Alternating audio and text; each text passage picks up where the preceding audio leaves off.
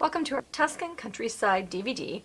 We've got a sweet, simple landscape that, believe it or not, is going to teach you so much that you have probably never seen done before. We use a single tone for our entire background, and every color that you see on here, with the exception of the red, is just a glaze on top of that one tone. And it's a lot of brush mixes. It is a simple thing to do. You're going to learn to love your loose side, right?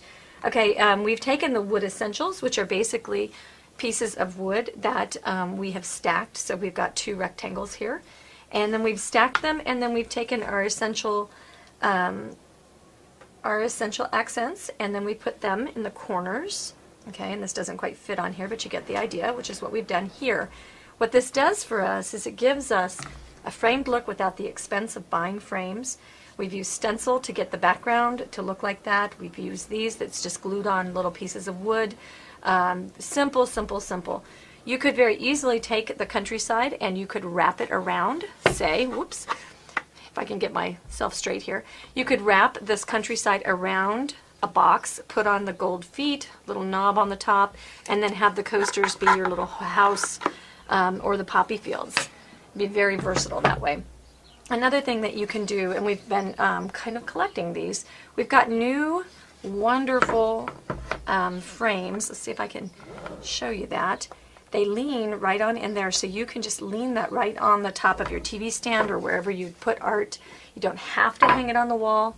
We've also got another excellent shorter stand. This would be perfect for this piece. Oh yeah, that looks great. Let me see if I can get the view for it. That just finishes off the bottom, and you could put this piece of art then anywhere. You don't just have to hang it on your wall. You can check the website out for all the versions of those that we have found and been bringing in. The little emblems, the little decorations in the corner come in various sizes. We've got small, medium, and large. Anyway, you can interchange these. You can use we've got these ones that have the little longer spike, which would be cute to do going in opposite directions. We've got fleur-de-lis. You know, you could put a little fleur-de-lis down here. Just lots and lots of new things and ways to embellish your essential wood pieces. Okay, we're going to make our project today on our wood essential surfaces. These are two rectangles that we are going to glue on top of each other, very much like the Santa project that I painted before. And what's neat about this is you can choose whatever size you want. So you could do a small size set or a large size set. You could put this design, you could chop it up and you could paint it on coasters, all kinds of things. You'll see as we go along. So we're going to start with our piece here. This is going to be framed in some sort of complementary color, and my plan is to stencil and do like a kind of a textured finish or something on the background. I'm not sure yet, so we'll let that happen as the story unfolds. So here's what we're going to start with. We're going to take out our my blue color that is lying down. Yes, soft blue. We're using DecoArt Americana paint. And we're going to put out some blue. Now what's really interesting to me is I could brush this on, but it's going to be much easier if I use a sponge. So one thing that I like about the new mushroom sponges is that they have two sides that you can choose. And what is cool about base coating with a sponge, say you have, let's see, I need a box. Okay, I don't have a box, but if we have a corner or an edge of a tray where that little crack is right there, and you know how when you base coat you get like either you don't get the paint there or you get too much paint in there. What this does, if you get paint right on there and you just push it firmly, you just go swipe, and it'll actually base coat this surface and this surface at the same time. And then because of really super tall handle on this, or reversible side depending on what you want to use it for, then it keeps my hands out of my medium. Okay, and you just wipe that on nice and slick. What is really beneficial about using a sponge is your application of paint is so thin that by the time I'm done putting the first coat on, the second coat will be ready to go on. Okay. do this, we'll let it dry for a second and apply one more coat. You'll use a lot less product when you do it this way too.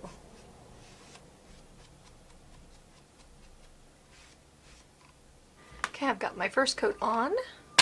I'll use my little yellow pedestals. These things are fantastic little guys. You just get it up there and set it aside to dry.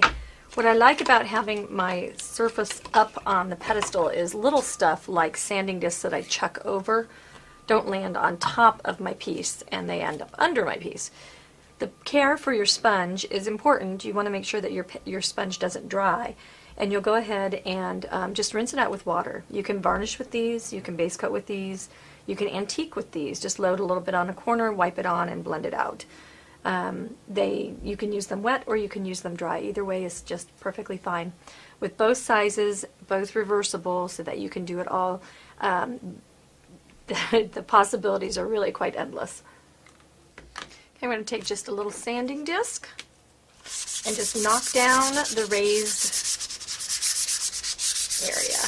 Now you'll notice that I didn't prep this, and the reason I didn't prep this or prime this is because I'm not going to be using this in a rough way. This is going to be a plaque on a wall. It will not have things sitting on top of it, and it won't get scuffed and dinged up. So you could certainly use multi-purpose sealer before you did the first step, and that would be no problem. Okay, my surface is still cold, which means I'm still wet. You never want to go to the tracing your pattern on stage until after your surface is not cold, because then your graphite lines will get locked into your surface. I do want to show you, we're going to do a simple landscape today. And one of the things that I've been asked for a lot is landscapes, and I don't normally do them, but I found this fantastic inspiration piece that had that layer with a little landscape in it, and I thought, well, you know, we could do a little Tuscan scene. That'd be cute. You could very, very easily change this from a Tuscan scene into a scene that was a country scene. You could put a little porch on your house, change these poppies that are going to be in the front field to sunflowers, and you've got something that is right at home in North Dakota or, you know, Southern California, whatever. So by changing just a few things, you could also make it a fall scene. You could make these trees be rounder and change your palette to a little bit more fall leaning to it. So whichever way you want to go with it is fine.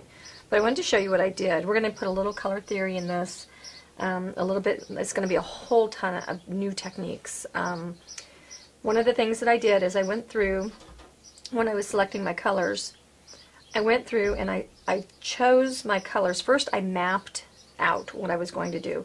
And so I have all my, you know, my little sketch and drawing. And I've got like yellow green and blue green, and then I've got fog back here. And I ended up actually, when I got ready to go, I pulled it down so that I had a little less hill here. This to me seemed like the whole picture would be front hill with red flowers, and I wanted a little bit more sky.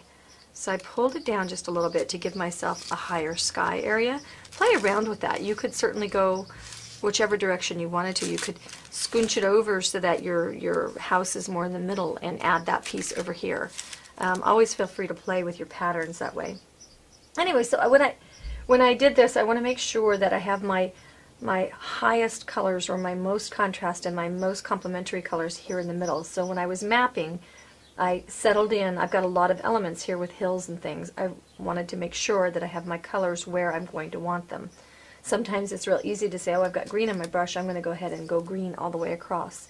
Not so much in this case. We want to switch over to a blue-green over here so that this hill will fade down. This one's going to be a more bright green, and so it will stand up a little bit higher. So that is how we're going to control where our eye goes. We want to keep our eye in this area right here and allow it to travel. Another thing that you need to know if you're going to change your drawing or whatever is that your lines, you never want a straight line in and a straight line out. You always want to have these arching, flowing lines. This one leads into this one, leads into this one, leads into this one. That way it keeps your eye wandering. If you have a straight line in and a straight line out, then your eye can be tempted to fly through the piece and never really settle on anything in the art itself. And everything that we paint really is art. I know that we're doing crafts and things like that as well, but This is art. It is a piece of artwork that is also a craft that we enjoy as a hobby. Okay, for this project we're going to need a filbert brush that is a little bit softer than your leafing type filberts. This is Patty's favorite dry brush, and it is a filbert that is shaved, so it's actually more like an oval glaze. But the reason it's so brilliant at dry brushing is because of the stiff nature of the bristles. It is very, very stiff. I don't know if you can tell, and I'm not faking it, but it's just kind of got a non-floppy kind of look. This is the Clearly Amazing filbert, and if you look, see how not so springy, and I don't want to say it doesn't have spring, it does have spring, it's a tack-on bristle, but it's just a more soft and open kind of brush. Okay, so it's really important that we're going to be using those today. It was really funny, I was struggling. I have 800 brushes up here. I didn't have this set, and when I went downstairs into the shop to go and look and see what I had, I needed a better brush. I wasn't getting the behavior I wanted out of my brush. So when I went downstairs to the shop, lo and behold, I found that I hadn't received a set of those brushes when we brought them in, and brought them up, and of course they work perfectly. So I went shopping for brushes. Okay, so if you saw, I had rinsed the sizing out of this bigger brush, but now I've still got some water in it, and that's a problem, and I'll tell you why. Because, I'm going to step on that with my heel of my hand, pinch out most of that water. I'm going to be using extender, and extender reacts with water and it'll dry quicker and get sticky. So we never want to use water in our brush with extender. But I don't want sizing in my brush either. Okay, so what we're going to do, this is just wanting to stay wet, that's so funny. So apparently this brush likes to suck up the water, and I think that's going to be a benefit, just not right this minute. Okay, so we're going to go in and we're going to use the big Clearly Amazing filbert, and we're going to put extender all the way down our surface. And what we're going to do is we're going to go all in one direction, and then we're going to go back in the other direction. And we do not want it puddly, so I'm going to brush, I'm going to kind of almost massage it into the surface. And I want to go cross grain, so one direction then the other, and the reason I want to do that is because I want to work it into all the pores. I'm going to go ahead and just bring it all the way down, even though I'm really not going to be painting down here.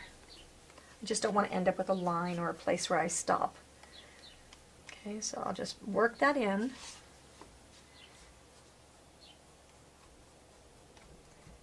You'll need your blow dryer for this project, unless you want to just wait and kind of stand still. Okay, so for our project, now I can just set my my brush off to the side with extender in it, and that's not going to be a problem at all.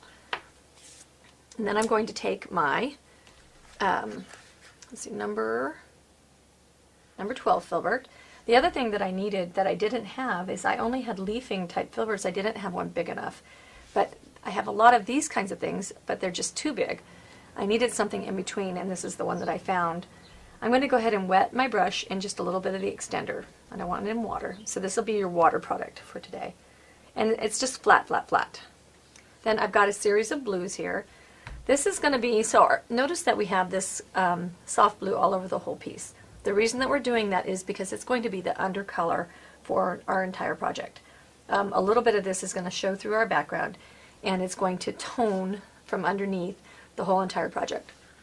So then I'm going to come over here into this middle blue, and I'm just going to pick up ever so tiny bit. Okay, so notice I'm working it off. I scooped up way too much. Okay, and then we're going to come over here on our piece, and we're going to apply this in the middle sky area. We're about maybe 3 inches, about halfway. We're going to treat the sky. Okay, and so we'll just gently, gently come across. If you're, I'm noticing, and pick up more paint as you need it. If you have dirty brushes that have been sitting off to the side for a while, and you do this piece, or like in this case, I think my palette might have been dusty. I'm getting dust flecks in my extender, which is adding a little bit of chunk to my paint. What we will do is that will come off when we, once the retarder or the extender is dry. And I'm just going to work this color into the background. Oh no, it got up there too strong, but don't worry, because then you'll just keep working it. Okay, and you just, as you get sticky, you'll want to just get out of that area and quit working in it, and then hit the blow dryer.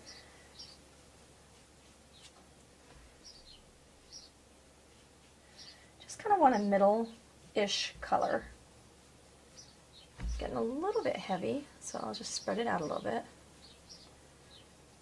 What I was finding with the other bristle brushes is I was getting a lot of these things, and I didn't want those things. Little stop and start marks. Okay, so that's a good middle-ish color. Now we're going to go into the Victorian blue with just a little bit on our toe, and then we're going to work this into the corners.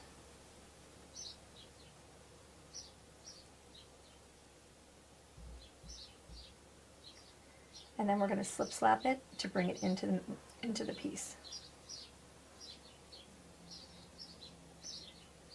And pick up a little bit more. And you just kind of place it there. I've got a trump card up my sleeve here.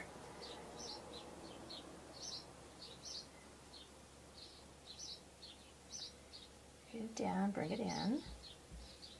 Trying to get it basically set approximately where I want. And then we pick up the trump card, which is our blending mop. Okay, and I'm going to make sure I've got dust and stuff out of here. Then what we'll do is we'll start here and we'll stipple on that clean part, and then up and down, just blending our way back. Because this is a tremendously short little mop, it does a brilliant job of blending.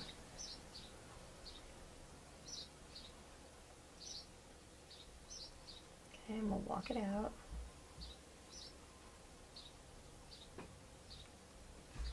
Okay, and then what we do to clean our mops out is we wipe it on a clean water spot and then dry it on a dry spot. And that will clean off the tips of the brush. And then you wash it at the end. So we'll continue on the other side, and I'll go ahead and just flip this.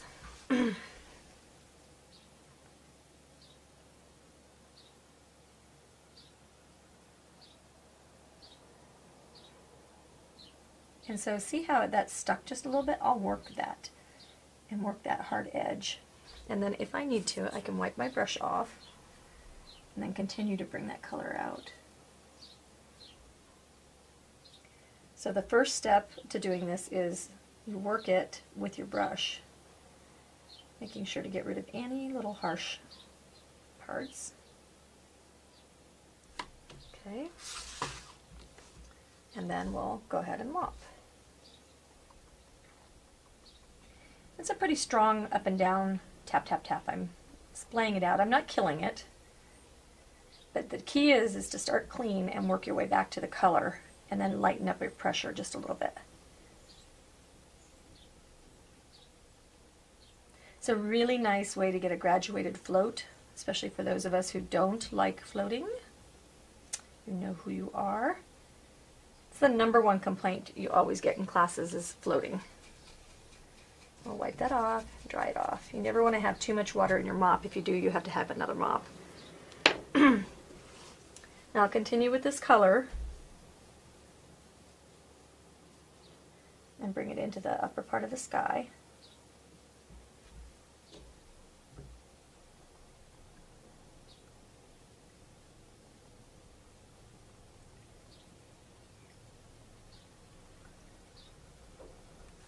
Clean it off. How easy is this? And we'll bring this down and out just a little bit.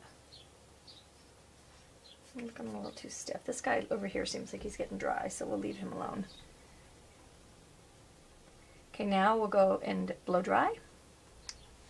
We could, maybe let me see if I can sneak in. Let's clean your mops. Always clean your mop after you're done. That is the best tip I can give you. Okay, I'll wipe out this paint. And then I'll pick up some of my turquoise. And I think my middle is still wet enough to do this. we'll get some color back there.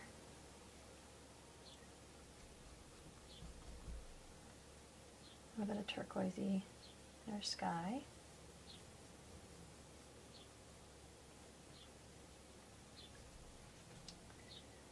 And now we can kind of start doing little crisscrosses.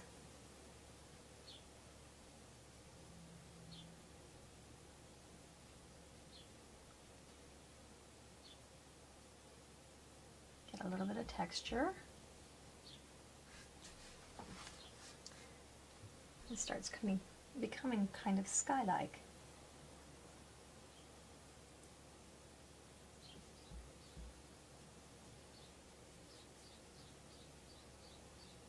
Now I don't want to dig a hole. I'm being very cautious not to dig a hole. If I dug a hole, what would I do? Alright, if I had a hole and I just took a big old hunk of my blue sky out, what I would do is I would dry. I wouldn't mess with it. I would just dry my paint. I'm going to go into a little bit of white plus my turquoise. And then this is a slip slap in that sky area.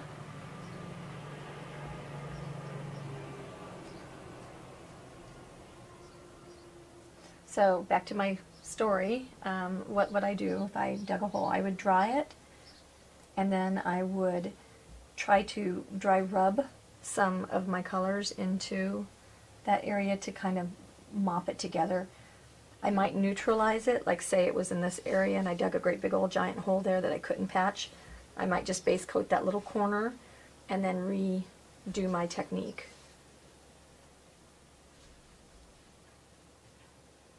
Okay, now what I'm going to do is I'm laying my brush down really flat to keep my paint there a little bit more. I get a good foundation of that teal color, turquoise color. I want it to stay kind of fluffy.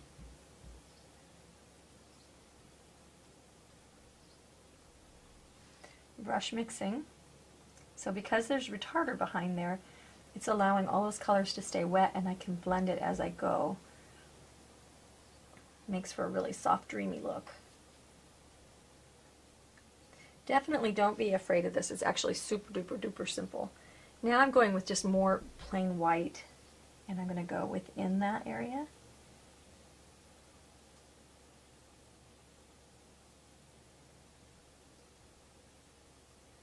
What's hard for me to remember is that this is a sky that's far, far, far away.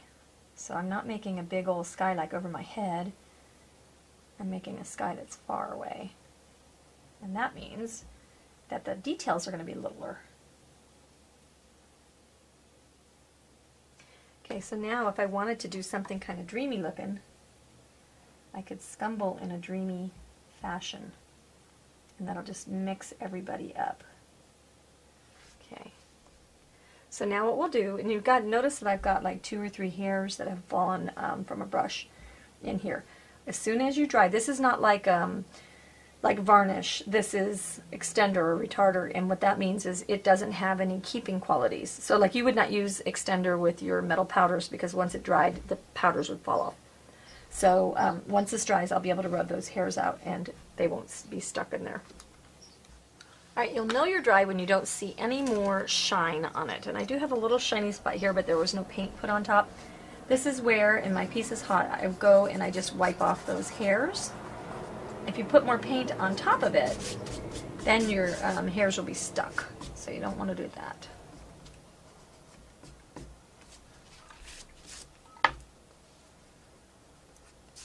There we go.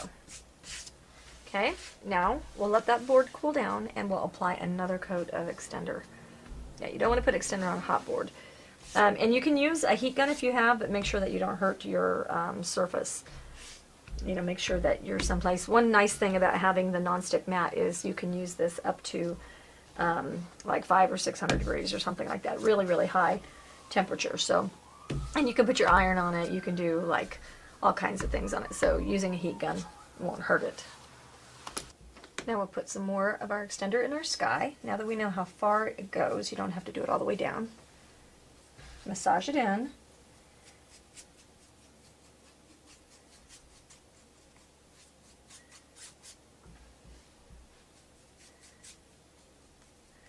The Deco Delta paints like that, the bottle paints, they have like a sealer built into the paint.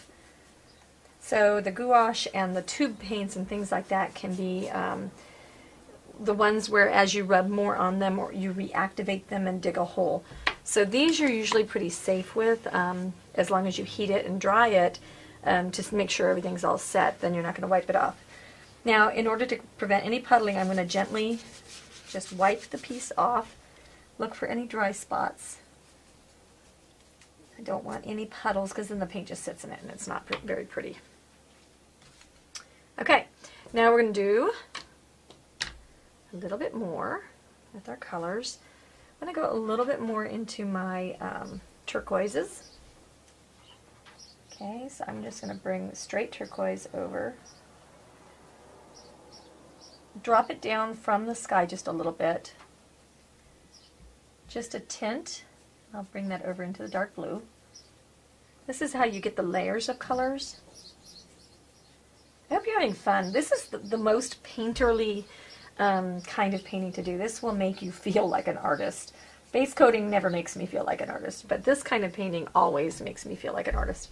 Now I'll go in and I'll blend this from the top just to give that line a break. And then we'll bring in a little bit more with our clouds and our teals. So that's going to be that kind of scumbling kind of thing. And then I'm going to start making little cloud shapes. Little fluffy cloud shapes.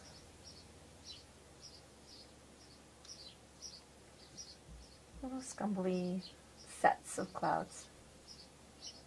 Sometimes I think the cuter I talk to it, the more it'll behave. I don't think that's accurate. Remember, this is a really far, far, far away sky. Now, notice what's happening over here. This is really interesting. I've got the same color, but because I'm in a sheer amount of paint, just doing a little bit of kind of almost like a glaze, then what's happening here is this color looks just as good on this dark blue as it does over here on this teal. So that is one really nice benefit to doing things in glazes, is the same colors just look good.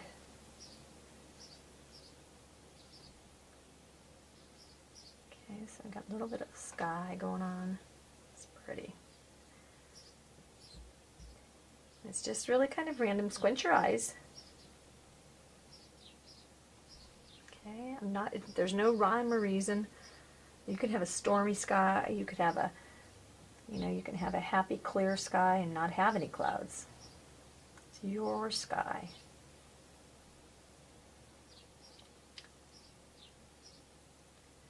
Let's break that up just a little bit up there. Oops, a little too carried away. I can always go in and glaze it too. Okay, now I'm going to drop this brush off in the water. I'm going to pick up my Fitch Scrumbler. This is a really soft little scumbly brush. And we're going to do a little kind of dance around with it. I'm going to go into, I don't have any extender in it. We want this to be more dry. I'm going to get into just a hair of the teal with turquoise. Got teal on the brain here. Just a little bit of that color in. I'm going to wipe it off a little bit. Now with this one, I'm going to kind of just push things around. I could do little stipply clouds if I wanted to, and then I could do little streaky clouds. Just gives a little bit more of a fluff. Don't want things in a row, so we'll move around. I want some big. Now if I wanted to build that cloud just a little bit, I could put a base. Okay, so we've got this little base of a cloud, and then I can come back on top of it and I can make the second layer. So now I've got a couple values in there.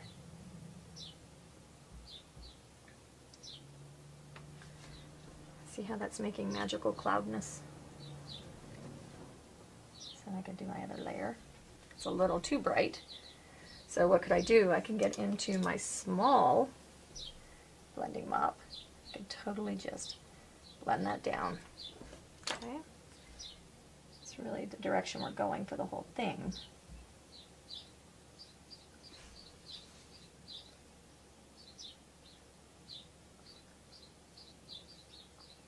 And we'll build some clouds.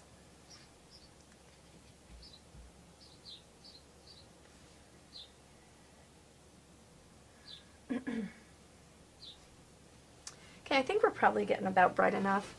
We'll need to see. We might need one or two really little bright spots on the edges of those.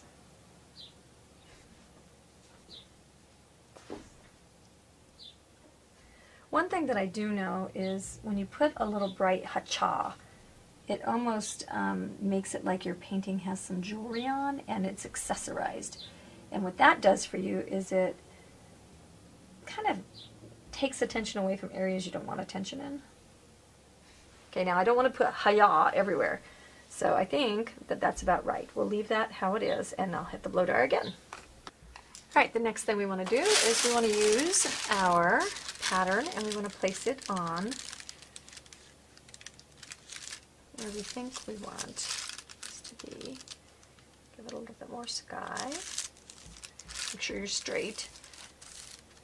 Okay, let's see if I like that. That's probably about right.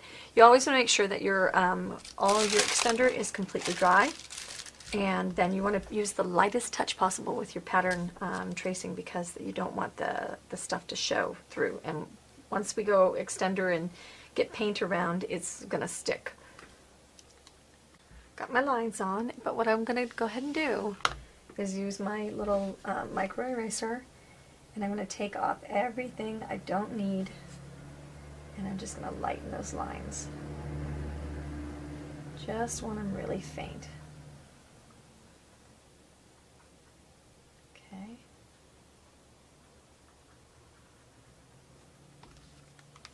I'm going to give a light coat of my extender.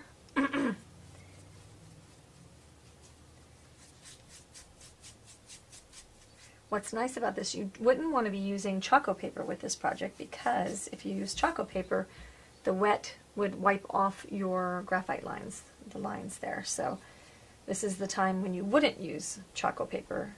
Choco paper is wonderful because it does erase with water or your paint, and so you never end up with stuck lines. But in this case, we wouldn't want that because it would take off our pattern. Anytime you want your pattern on, don't use Choco paper. Use the regular graphite stuff. The graphite that we carry is wax free, and so it won't leave a residue and resist your paint, which is also good. Okay, so I'm looking at it down sideways to make sure that I don't have any dry areas, no puddles. Okay, and I can always give it a little brushing with my towel to take any puddly stuff out. I'm going to switch to just a regular little filbert, another soft one, which is the flower filbert. They just don't happen to have these in great big sizes. I'm going to get a little bit of retarder in my brush, and we're going to open some greens. Let's see. We want to have a little bit of celery. I have picked up like all empty paint bottles here today. I must be using a favorite palette of mine. Light avocado, and let's get reindeer moss,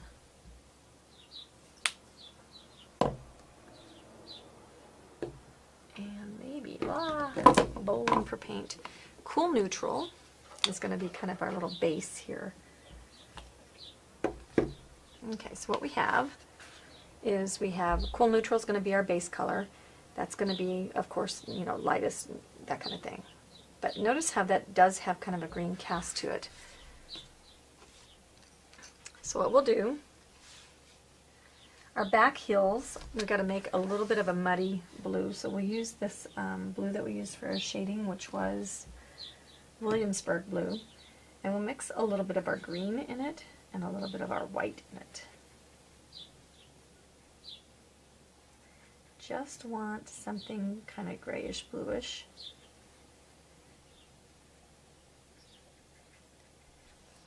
Okay, and we'll come back here to these very back hills. And because we have the extender, that's going to keep everything really sheer. Just take that to your line, just like your base coating, but you don't really have to. And then our clouds are going to add texture behind. You want to go all the way up to your lines. Let's go ahead and smudge a hill in here. And my intention is to fog up these hills. So they just kind of need to be blocked in.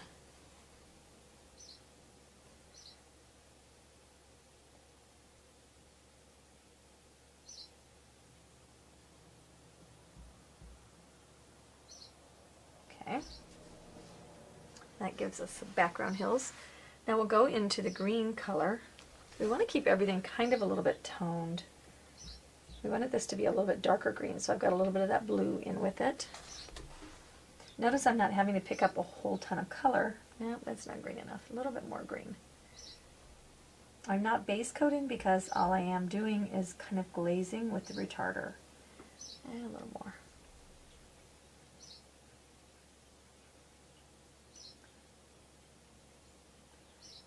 So because I don't have to base coat, it makes it, I don't have ridges, I don't have to repeat. It's just one sheer coat.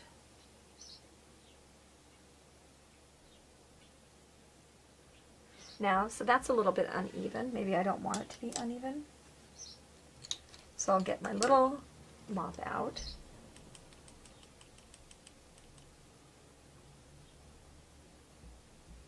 And I'll just even it up.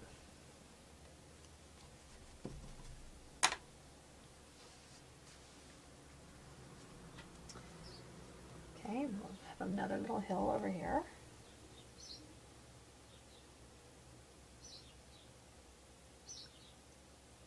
I think I forgot a hill, so we'll just put that hill in.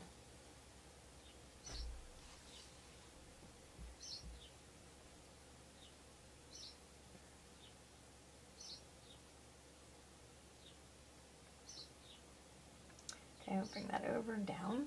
We'll pick up a little bit of the, is it cool neutral? Cool neutral. And we'll put that in the base of this hill. And then I'll blend up into that darker green. Oops. Or blob down a whole bunch right there. Okay, once again, if I need to, mix my colors together.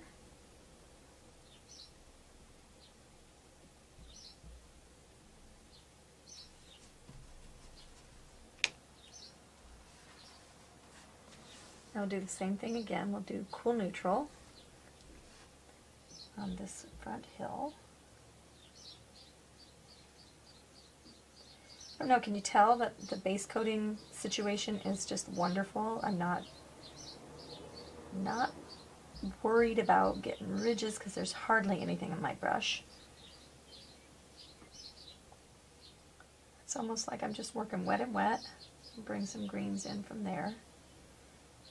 Turn my brush on its side to get in the chisel edge.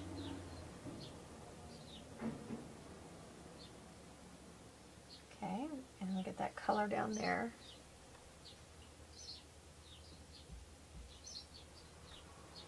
Blend that up.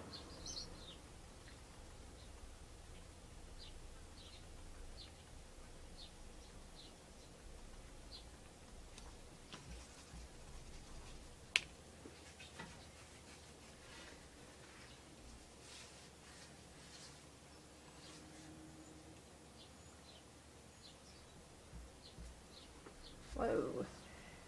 Some more with our hills. This is just a brush mix of the two colors.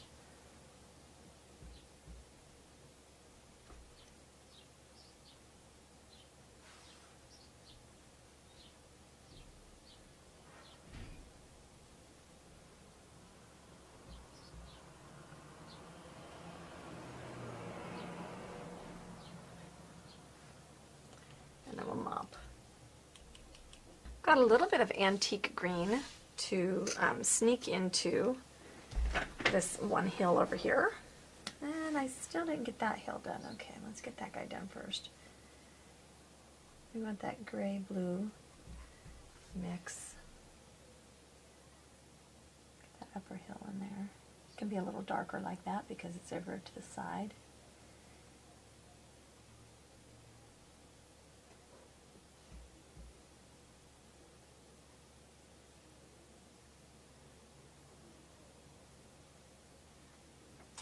Okay, then I'm going to go in dirty brush into this lovely, what color do we have? Antique gold. and I'm going to be screaming because I don't want it too strong. So I'm mixing it with my dirty brush, which had the blue and the green in it. Maybe even a little light.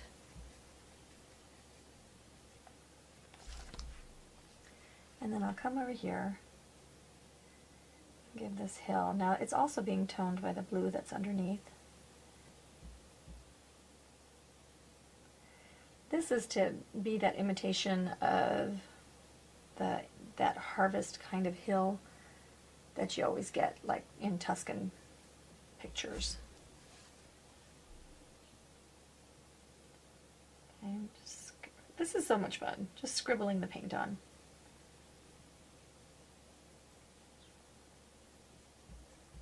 And I've got the dirt coming out, and I don't care. But so what I'll do is I'll keep stroking over it to blend that dirt in. There we go. Scumble, scumble, scumble. And then that just adds to the appearance of texture for my hill. You know, there's crops and dirt and rocks and plants and all kinds of things growing. So we don't mind if we have these kind of irregularities. We might want, let's see, let's go for another green hill here in the front. A little bit of a toned blue-green. And we might want to go light. I'm picking up the toned blue-green with my cool neutral.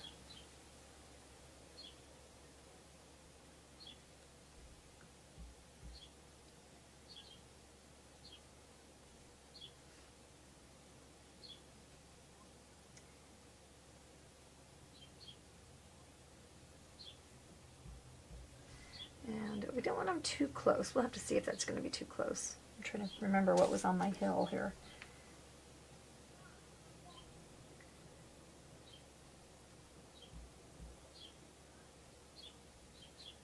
Okay, my retarder's getting dry. See how I'm catching and stuff?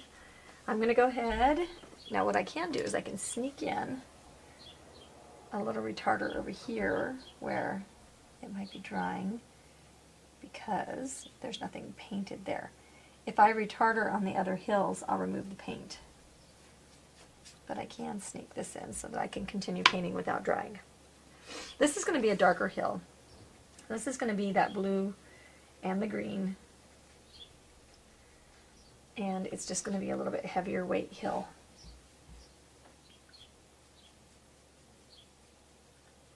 Now I could also move up a brush size. I'll wet it in my retarder. This will give me more even coat coverage.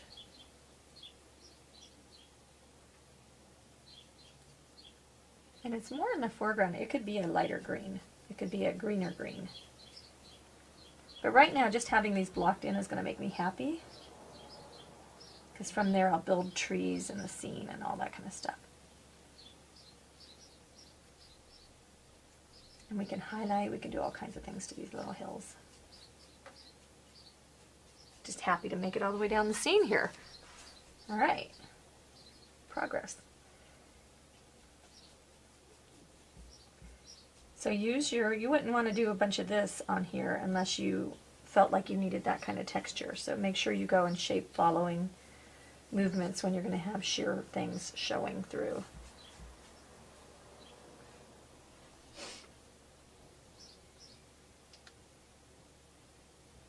So I'll go ahead and side load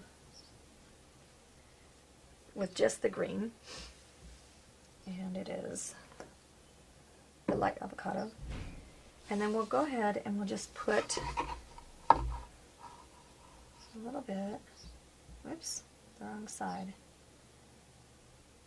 Yeah, I'm going to have to dry.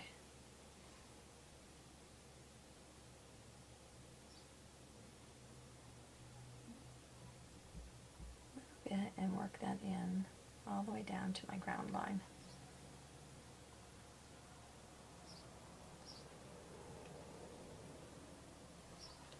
And then we'll go ahead and mop it. And it will dry. And I'm not going to worry about my streaks, and I don't want you to worry about yours either, because guess what? They don't matter. All right, we're going to put a little bit more extender all over our board. We're going to be bopping all around.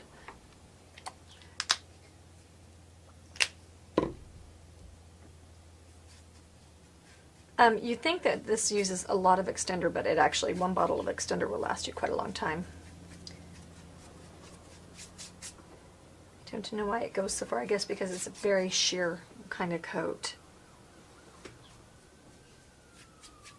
You can mix a little bit of extender in with your varnish if you're doing a big piece of furniture. Then that helps the varnish not dry so quickly, so you don't end up with streaks in it.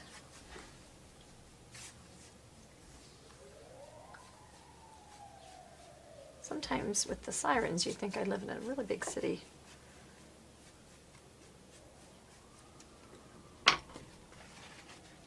Pardon me. Dry it off just a little bit. We're going to do a couple of things here. The first one is we're going to put in a little bit more tealy color in our sky, and that's going to be with Bahama Blue. I'm going to use my Scrumbler brush.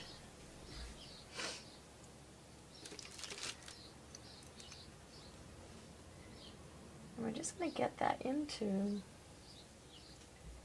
our sky. Now notice I'm just barely skimming it, which means that it's just adding that little bit of tickle to it. I'm not actually coating over, you know, no base coating here. It's going to give it just a little more brightness. It's one of those days when you're just like, oh, look at the colors in the sky. Okay, and then we'll go ahead with our mop.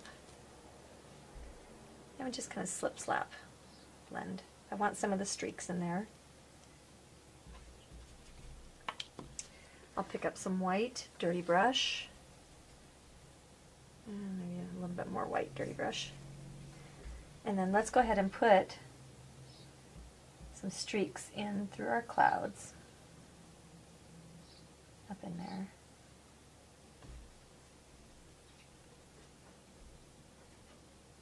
It's ever so light a touch.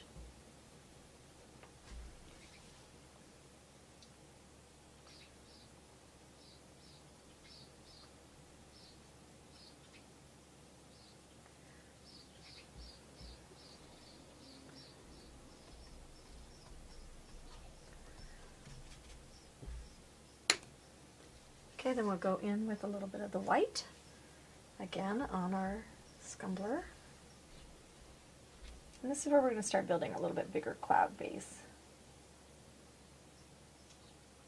Pick and choose a couple that you really like and grow them. Now I can't have those lined up like that, that's silly. So I'll bring this one up into that one and make it be a big old cloud. Pick up some more and now make it be a big old cloud with a couple levels. And this is where it won't blend very much at all.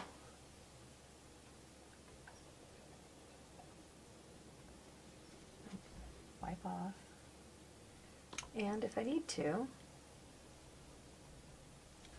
blend.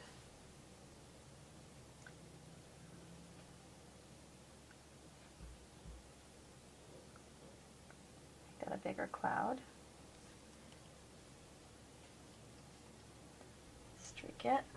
Streak it, blend it, work it, work it.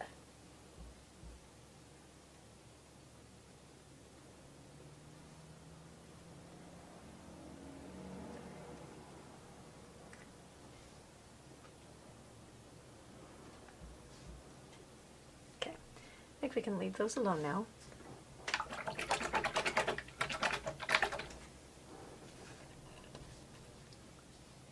And we've got this hill base down there, and we've got clouds sitting way above our hills. So let's make a little bit of that fog that we were talking about. And that will be with our blue and a little bit of our white. So here's what we got. We're going to have a little bit of the blue, a little bit of the Bahama Blue, and too dark, but lots more white, lots more white. Got to neutralize those colors.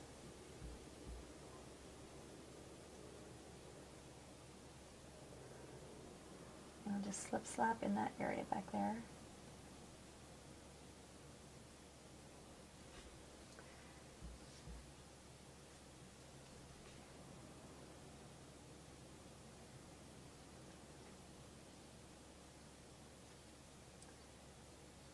I got some blowing, foggy looking stuff.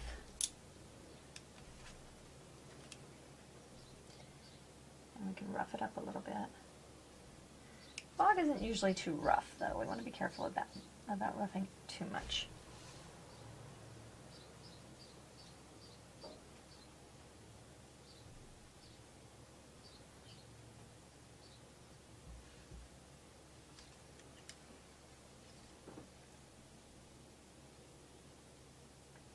Bring it right on top of our hills.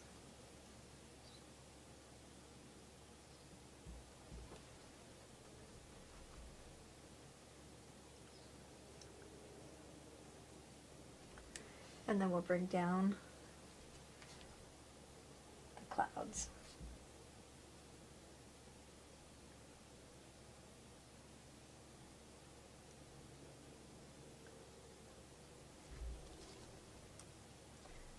Just blend.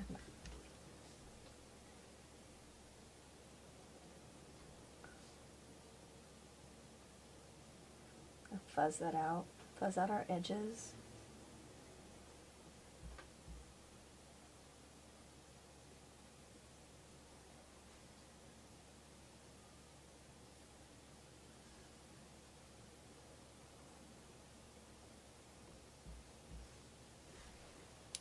Okay, it looks like it's got a little bit of stuff down low, kind of raising up into the sky. I think we'll leave it for now, and we'll come back to it and see. So now we'll clean out our brush, and we'll go into our green areas.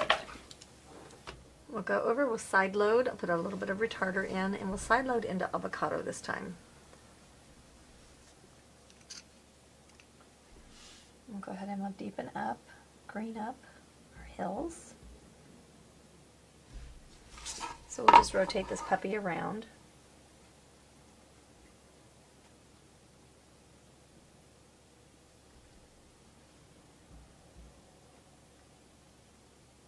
And just tickle it out.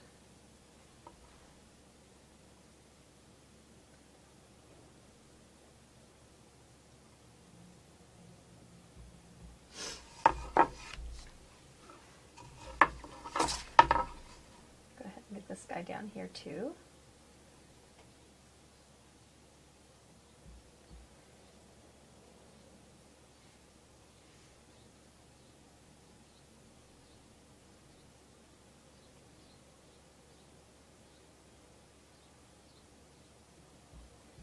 Got to get a little bit of color into here. It's got too much of that blue and it's kind of being lost a little bit, so we'll mix in the cool neutral to go over that. This is blending nicely, so I'm not having to do a whole lot of work. This hill right here, I don't know what I'm going to do with this hill.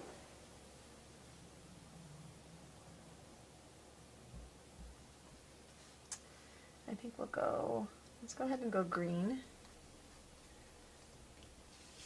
Let's do this front hill first, and then let's just get that a little bit deeper.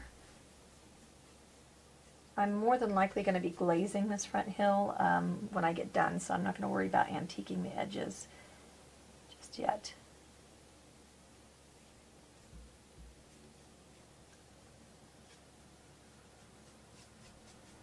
So just deepen that up a little bit.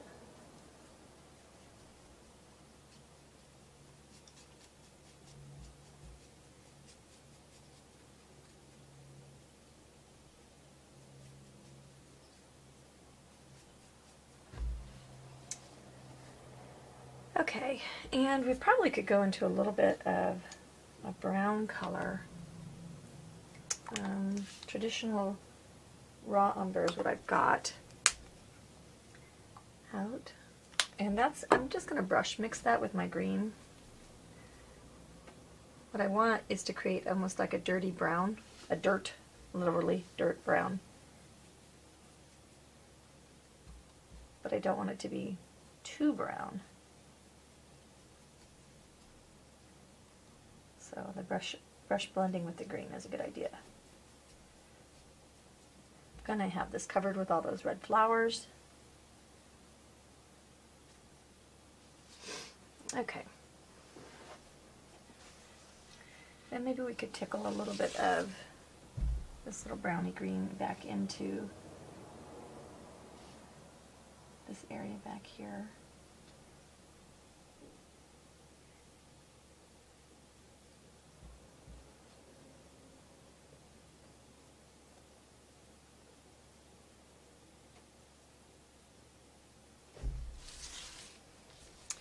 Okay, we're getting the idea of hills, huh?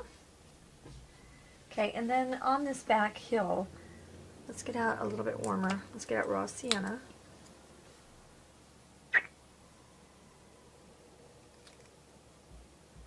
Tell you what, my paint bottles have been exploding all day today. Alright, now this is going to be a brush mix of my green, my brown, and the raw sienna. And let's give a little bit of Golden Hill look to this lower hill area. Okay, and then we'll go into a little bit more yellow. The yellow is the antique gold.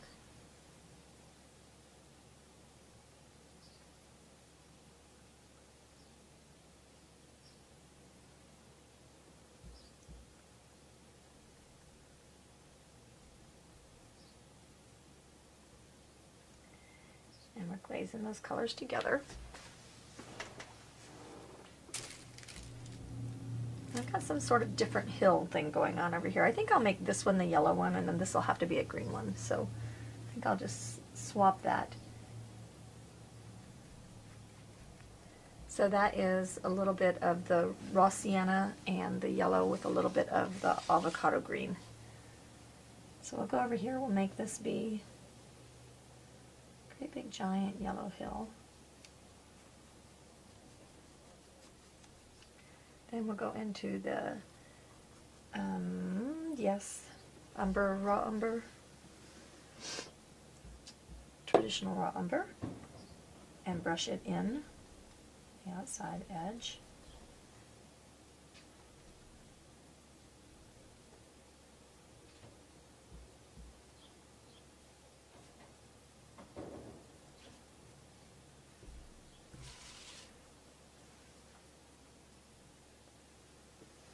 And then we make this guy a green hill.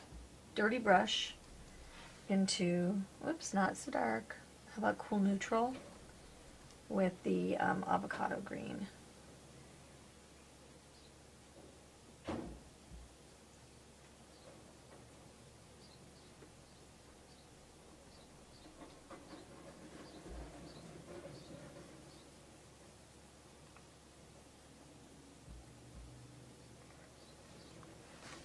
Kind of an extension of my gold hill, isn't it? Oh well. And let's go ahead and then, if that's going to be the case, let's give this guy back here a gold hill too.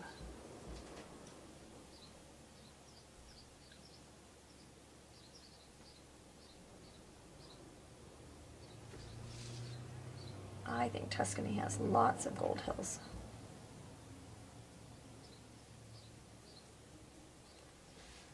Okay, and then we could have a little kiss of gold and these other hills back here. The farther away you get, the more gray you're going to get.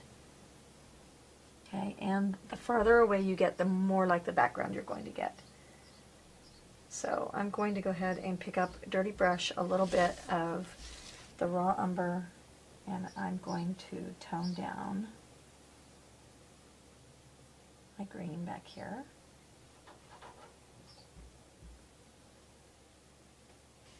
Give this just a little bit of a kiss of warmth.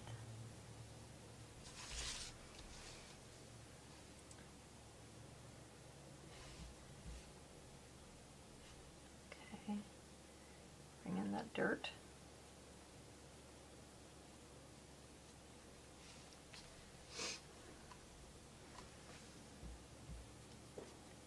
Okay, and I think we're ready to dry. Yesterday when I left my painting, you saw me going muddy into various colors and things like that. Today I came back and this is what my palette looks like. Definitely a lot of little blendy things. But what I find when I paint a landscape like this is that I want to carry my transparency around, and I want to be able to muddy my mixes into each other as I need to, which means I'm going to constantly be in a state of needing fresh paint. So I'm going to go ahead and lay out my paints on an Airtight palette.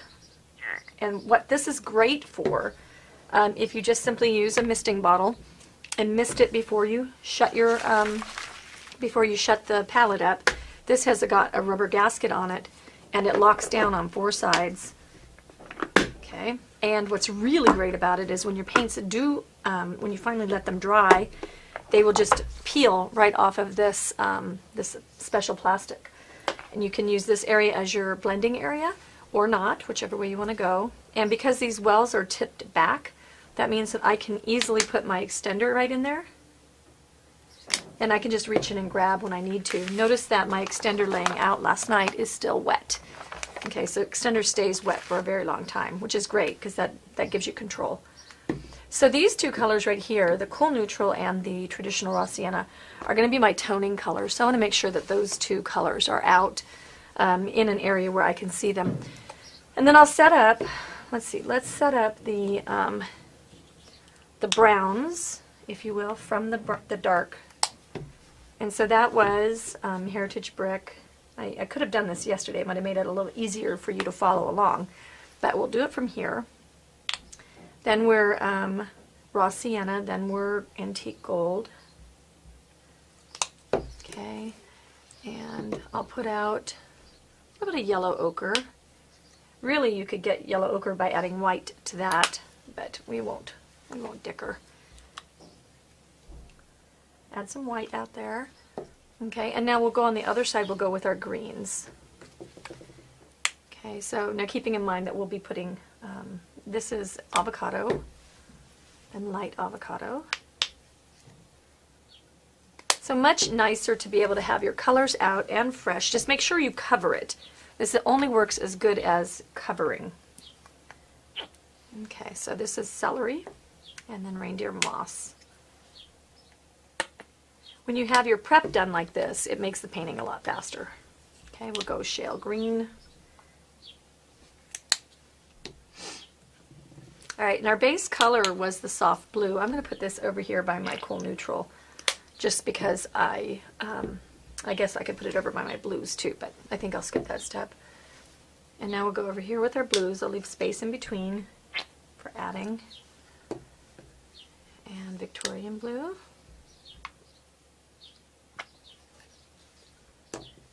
And our turquoise, which is, I've got a bunch of these paints are almost empty.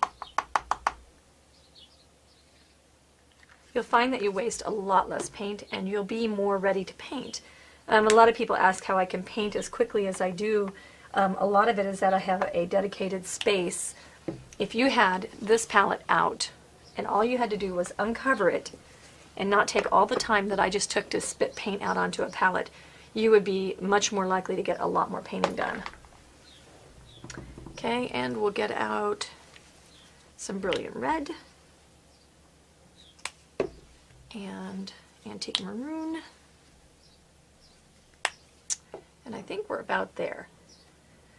Okay, so we're going to leave this as I go through the day. I'll keep the water out of my medium, but I would just give a little drink to prevent the skin from forming on top of my paints.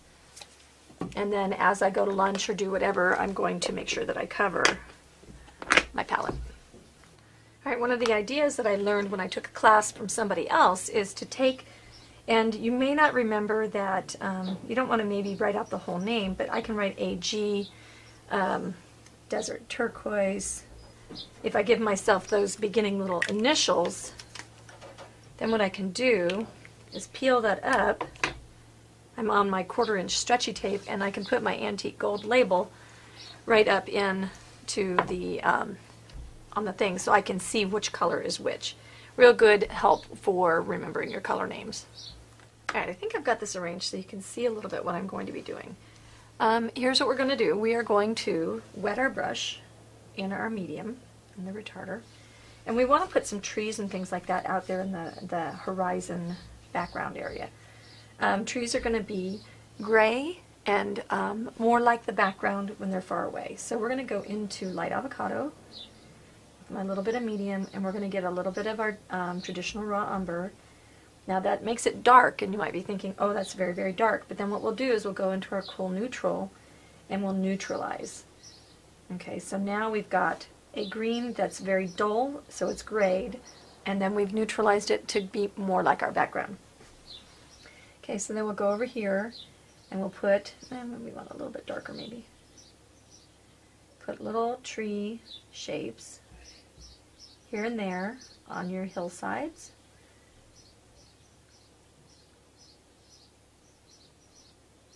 Remember that they're way far away, so they're not going to be very, very big.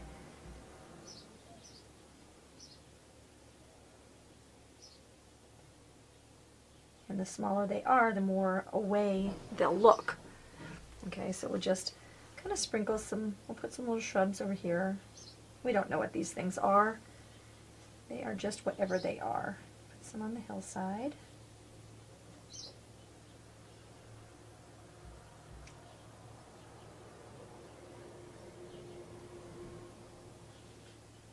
Go on to something a little bit darker. Maybe these guys could be a little bit bigger.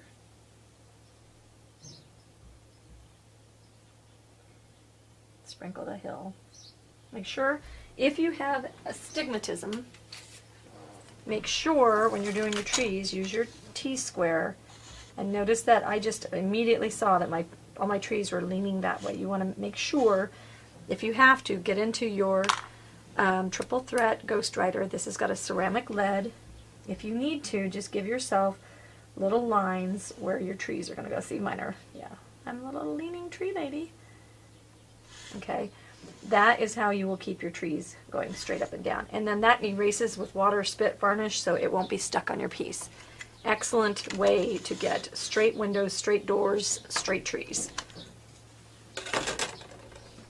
Now as you are painting your piece,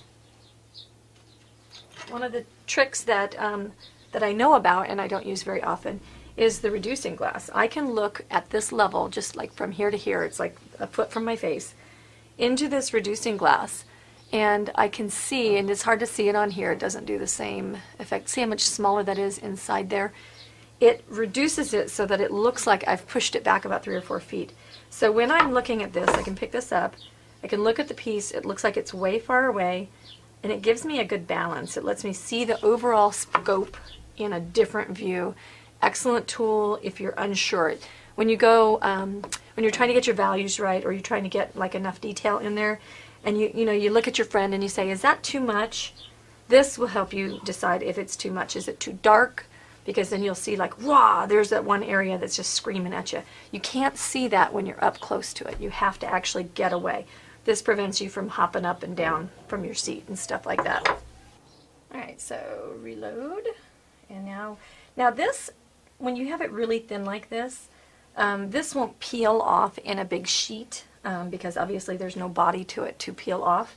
But what will happen is when you're ready to clean up, this will just wipe off and it will come off in a little skim coat kind of thing. So if you need to make more space in your palette, then you can just simply mist it and then just wipe it right off. It's awesome. Think of all the money you'll save in palettes. Okay, so I had to leave for a minute. I'll get my colors back wet out of here.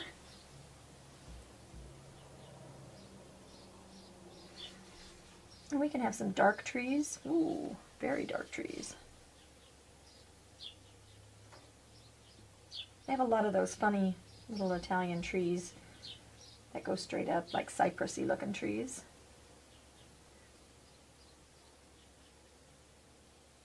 And don't forget, you could put a little layer situation going on with your trees. So I have some backgroundy trees here. I could go and put another layer of that for additional depth. I could put a shrub line over here. Don't create anything too dramatic. We don't want to have giant spikes sticking in the middle of our areas here. We want to, this is all the subtly background. I'm wanting to make evergreen trees here. instead of cypress trees.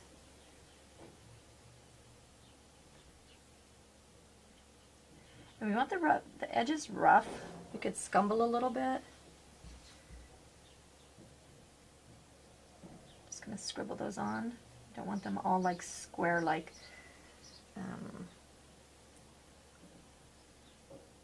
you base coated.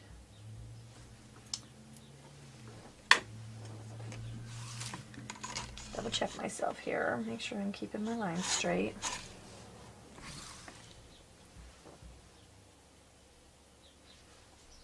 What's really funny, we have one of the guys here in the office that helps with that's on the art team. He was drawing something, and I asked him if he had astigmatism, and he said no, he didn't, and he went to the eye doctor, and the doctor is like, yep, you have astigmatism. And it's so funny that you can tell just by this tendency to lean as you paint.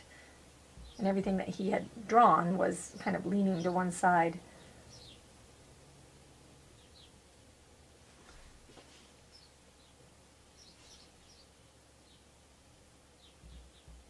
And it doesn't have to be bad to be doing anything. Alright, so I'm going to continue putting little trees. Now these, I've got big trees over here that will be hiding things. I can back out of my green and go with a little bit greener green. I can cool it down just a little bit, neutralize it.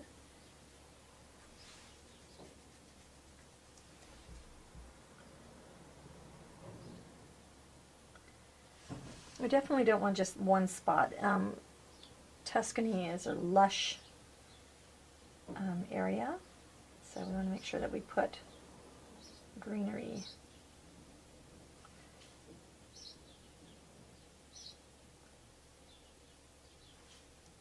As I come to the foreground, I need that to get darker. Okay. I think I can keep playing with this, probably till the cows come home. The cows in my picture seem to be absent. You could add little cows, wouldn't that be cute?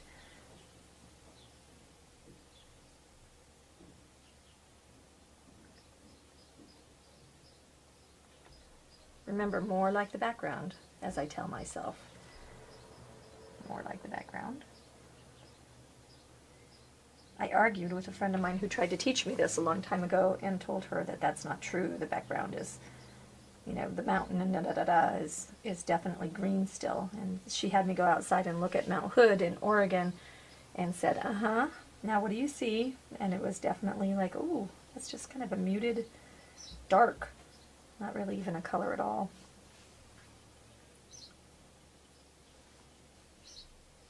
Okay, we'll have to have something going on up here, and I don't know what yet. So, and then these are going to be blocked, so I won't worry about those. I have hints of stuff on this hillside. Just needs to be there. It doesn't need to be right. And we still haven't fogged very much, so we'll still have that to do. Okay, we'll go into our burnt umber and our avocado, our raw umber and our avocado. And we'll go ahead and just deepen to one side of our trees.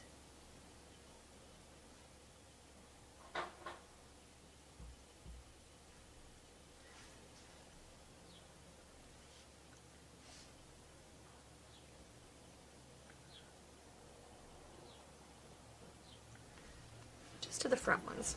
Starting to look like a little landscapey, huh? Okay, so now we're gonna need some greenery behind our house. Okay, and so I'm gonna get my medium, my extender, and I want to just create stuff back there.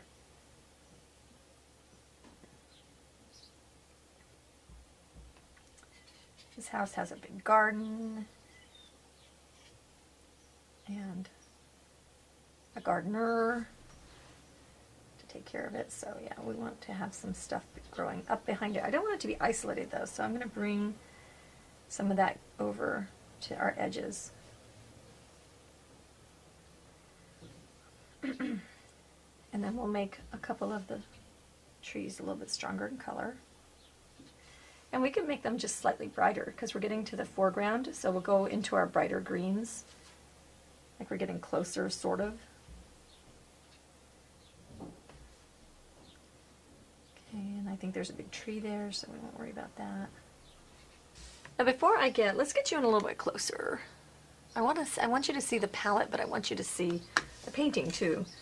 A bit hard to know. So we'll go into a little bit of retarder, extender, and we'll go into our cool neutral, and we want to make a little roof action going on, and we'll get some brown. And so we want a house and we want a roof. And the houses in Tuscany tend to be that kind of stucco-y thing that's our iconic looking house. So I'm mixing my raw sienna with my cool neutral. And that's going to be the house color because it won't be very, very white. And then this medium dark color, and let's look a little bit at value scale. Okay, when we've got, this is a business card that we send in our orders now. When I'm looking at values, I squint at it, and we're probably a value of maybe 7 or 8, and white would be the lightest. So in order to see highlights, and this is really, really, really important, everybody needs to know this. In order to see a highlight or a shadow, you need to pretty much skip 2 values. Okay, it's called the rule of 2. And so if you go from value 9 to value 10 and you do a highlight on a value 9 with a 10, you're not going to see it as much. So you need to make that base coat be the value 8 and then highlight it with the 10 and you'll shade it with the 6. Really easy when you know that, as long as you can isolate what your values are. Okay, so we're going to make a kind of a middle value for our white, and then we'll be able to highlight it with our white. So we'll get our building going here. And that's just going to be a little rough, get a little bit more of my medium in here. Notice, I mean, do you see how this isn't a base coaty kind of project? I think it's kind of cool that it's not. It's just like a little dibbly-dabbly-doo kind of thing. So we'll put this little house out there. I've got a tree kind of going there. And we'll go into the raw sienna plus a little bit of the umber for our roof. Got a tile terracotta roof.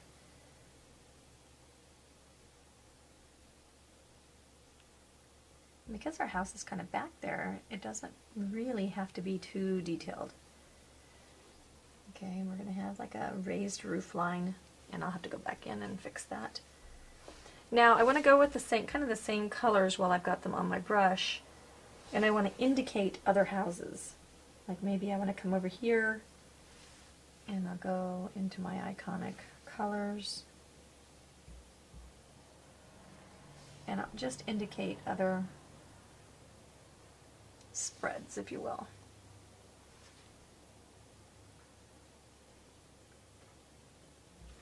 And the other thing that I think we want to do is we want to create some paths. So I'm into cool neutral, some paths or some roads. And so let's maybe have just a little bit of a squiggly path going back here.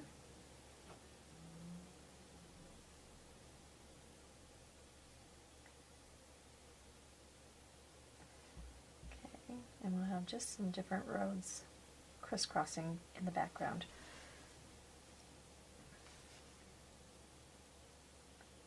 Dusty little roads.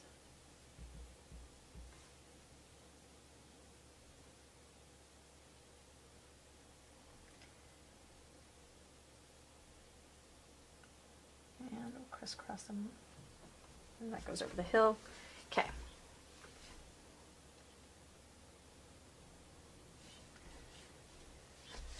And then this poor little guy right here is going to need to have a little path road kind of thing.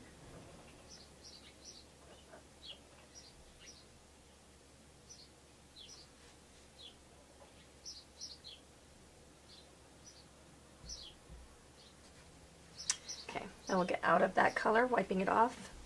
A little bit of my medium. And let's give him some more trees and plants. It's got to have a little bit of grass going on.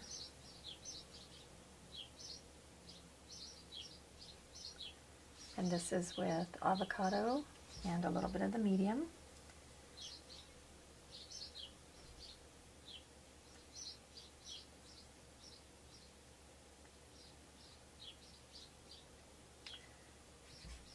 Fingers make great mops. Oops. Fingers make mistakes with paintbrushes. Okay. Got a little bit of the traditional raw umber and the avocado. And get our trees going.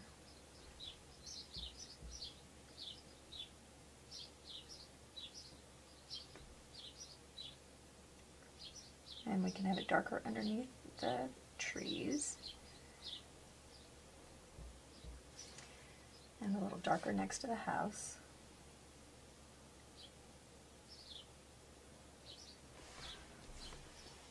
Just a little scribble, scribble, scribble.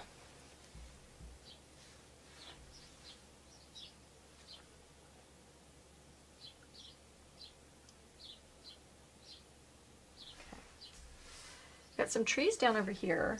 I'm going to go into light avocado and the traditional raw umber. And I want to make these kind of open trees, scribbling. Shrubs maybe. And we'll want to go into, with just barely tapped out, some of our,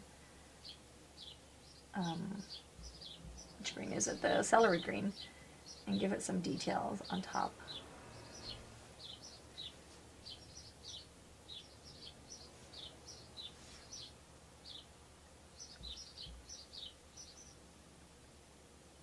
I'm going to have to switch to a round brush for the finer details. Don't need the fine details when you're in the, go. These guys right here have shrubs all in front. And that's going to be the same mix. A little bit of medium to make it slide around. Make it sheer.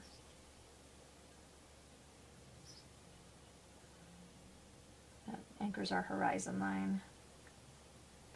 And look at me go in a row, in a row, in a row like little soldiers. Don't want to do that.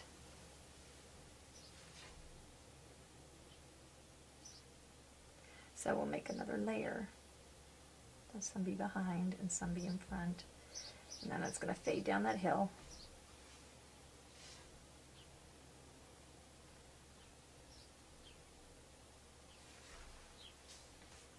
Okay. Now I'm going to rinse my brush. Because I keep dressing it with my extender, I'm not really worried about my brush getting hardened. And if I did, you know what I would do? I would pull out the brush cleaner and restore. All right, now we're going to get ready to do our cypress trees, and so I want to do some trunks with the cool neutral and a little bit of the raw umber. And so we'll just have a kind of a grayish trunk.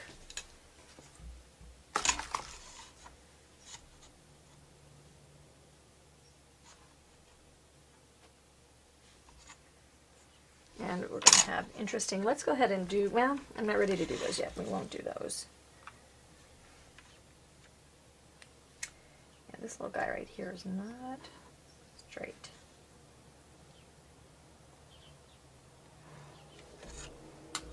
Okay.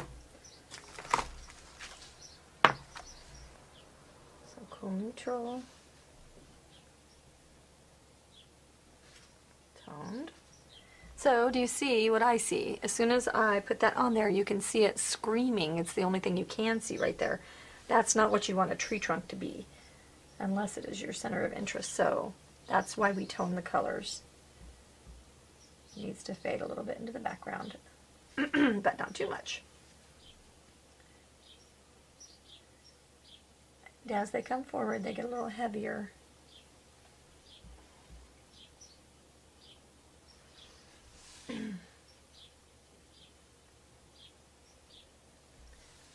Now I'm going to stipple my trees with the baby size of the crescent brush, and this is the one that we use for dry rubbing. Okay, we're going to go into our traditional raw umber, and we're going to stipple our cypress trees.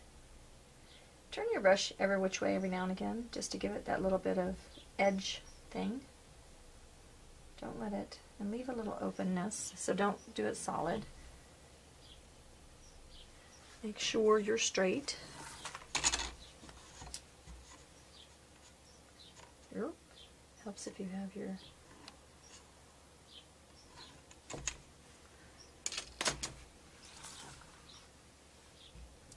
just stipple. Not too loose and open, because they're really not very open trees.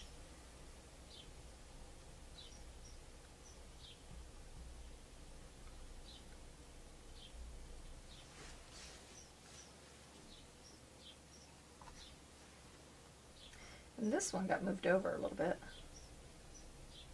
so I'm going to slide him over, trying to keep him straight.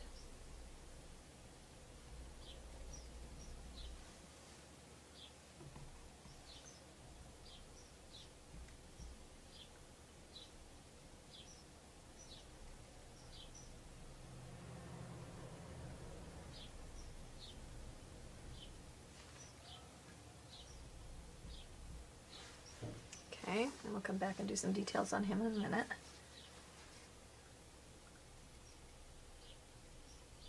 Now I could almost skip up to the next size up. Okay.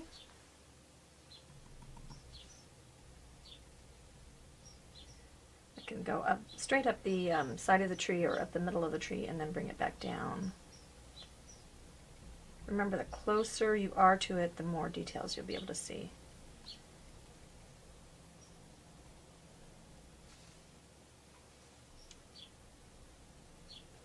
Your own big leaning tree.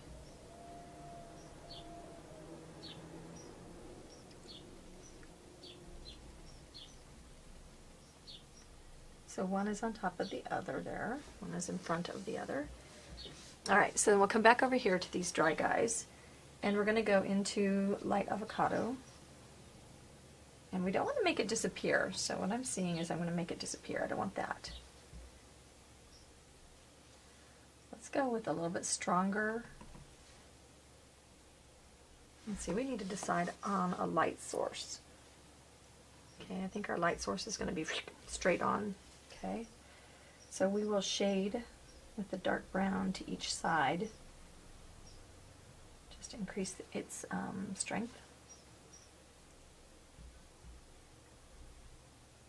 Could stipple in a couple little green things.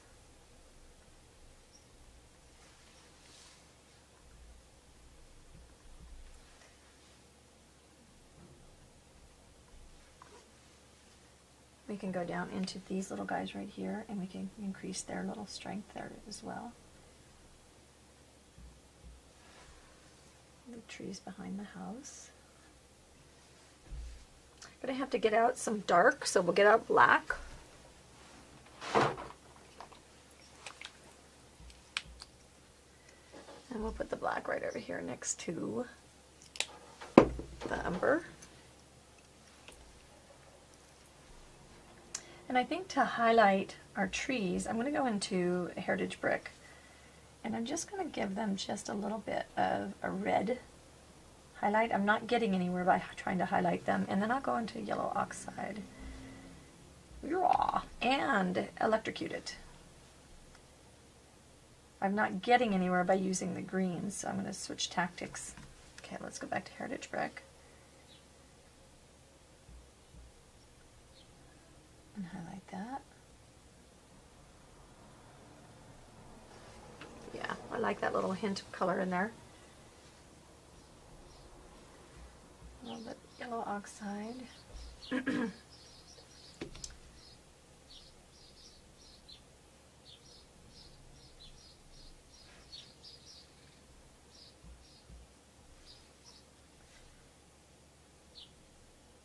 And then a little bit of chunky to show that texture. Same thing over here. A little bit of chunky with more yellow oxide than anything else.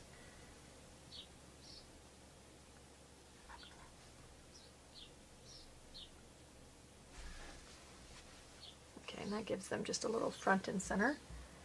Okay, into lamp black and our avocado. I'm going to wipe out my brush and do that one more time because what I have on my brush is going to lighten stuff. And I can go over here and I can just deepen.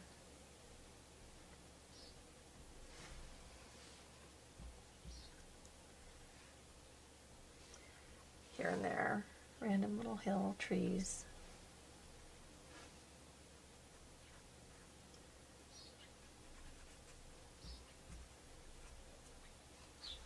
Okay, next to this tree is in front of that tree.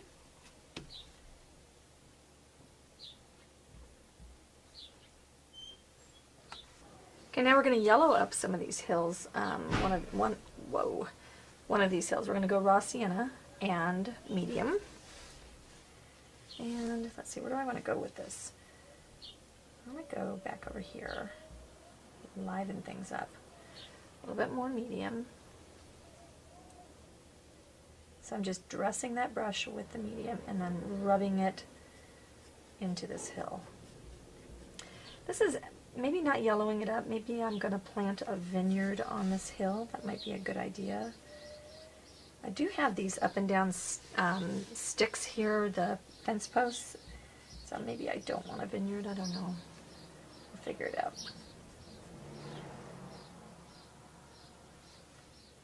Because I'm glazing basically over this, what this does for me is it makes my color pre-toned into whatever a good toning color is, because I'm just going over my background. I feel like we could get a little bit of that love going on over here too. Behind this hill. Just covered up on my roads. Okay, and that brings kind of the eye pointing inward.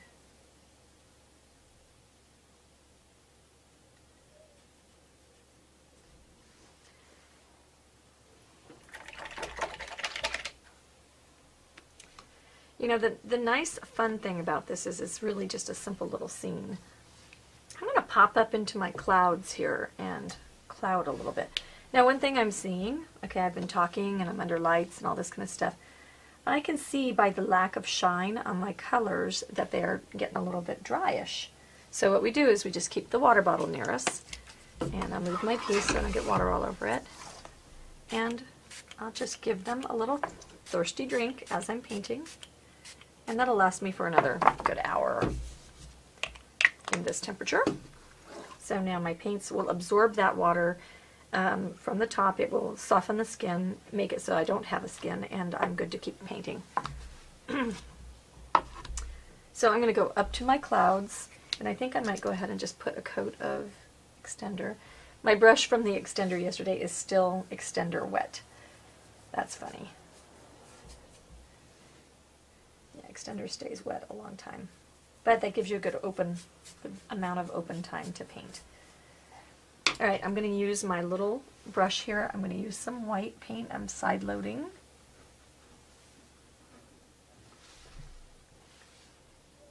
And then this is going to be my more realistic looking clouds. Not so feathery, not so teddy bearish, you know.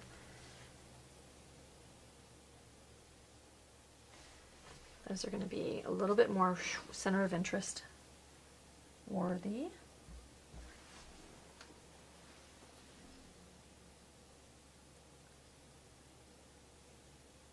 And keep them kind of flat on the bottoms. We could have the kind that aren't flat on the bottom, but today we're having the kind that are. And layer them up.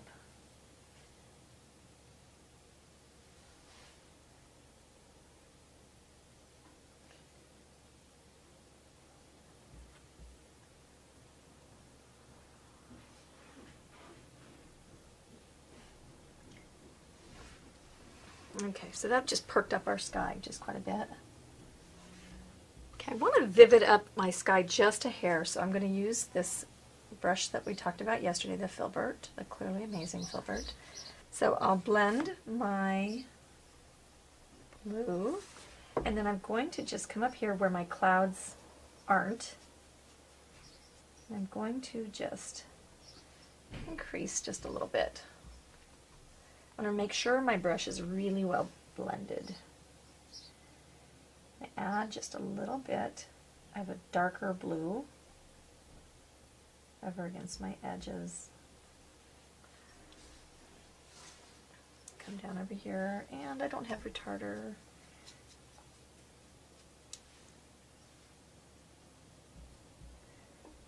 You can tell if it's dry.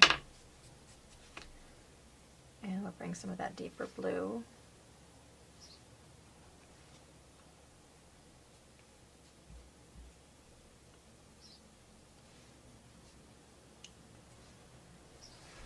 And that's starting to frame the piece. Woo! And that's starting to mess it up.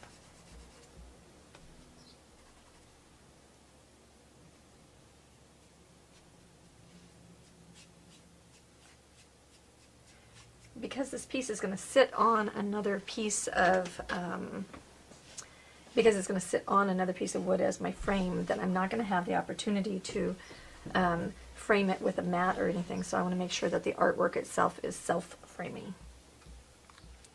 We'll go ahead and brighten up our house, and so I'll just load my brush with a little bit of extender.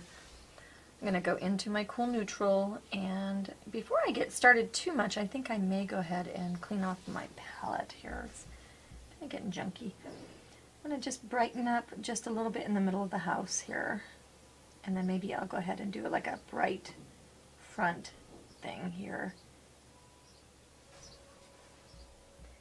just to give it a little bit more visibility.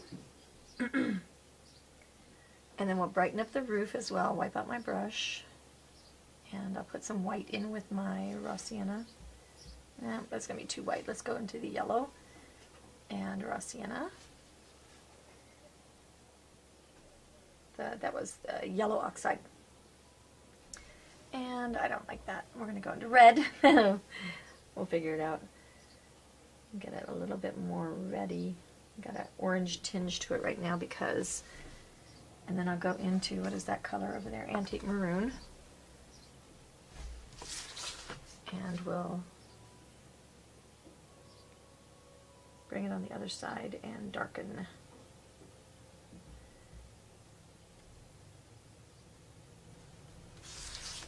And we'll kiss a little bit of antique gold over there.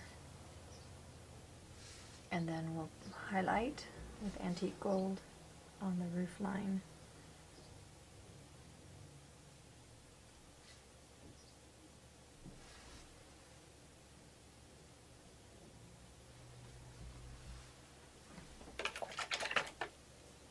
Need to add some little windows. Our little windows are going to be the umber.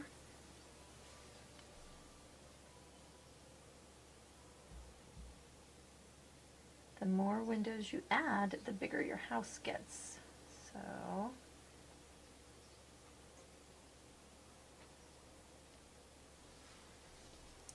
we could give it a little shadow line here. Have this thing stand out.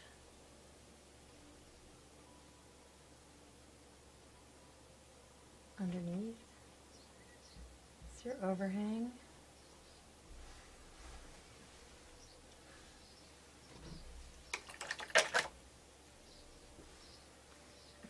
Okay.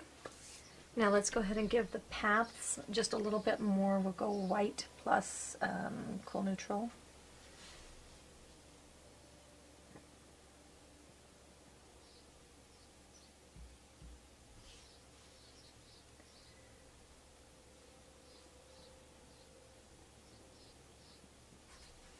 Just a little bit more interest happening. I got out a holly green, and I'm not sure I'm going to be able to use it, but I'm going to try it. Ooh, I haven't had that shaken in a while.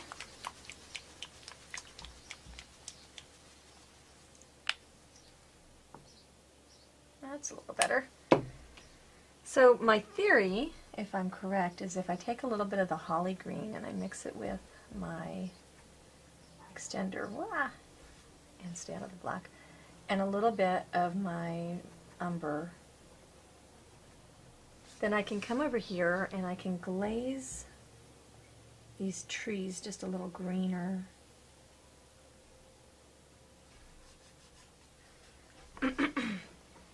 And just bring them forward just a little bit. And earlier when we were talking about center of interest, this totally is going to be the wrong thing to do. So if you're trying to pass a certification or anything like that, don't do this. But I saw a really cool picture of shadows on the ground. So I'm going to change my center of interest story. And I'm going to cast some shadows, and I'll just rotate things around as I need to. So shadows are always going to be cool. So I'll mix a little bit of my blue with my brown. And definitely my medium. And it's just going to be thin, so I want to cast these shadows maybe coming this way. And they're just going to be faint.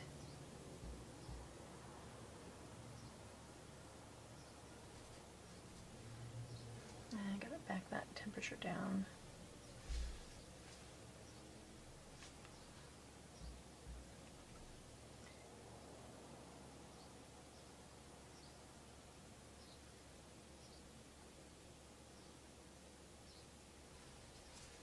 I like that, just that little look of stuff. This hill is gonna be covered with flowers, so probably won't use those, but okay. That was fun to just play with. Darken. Green up a little bit.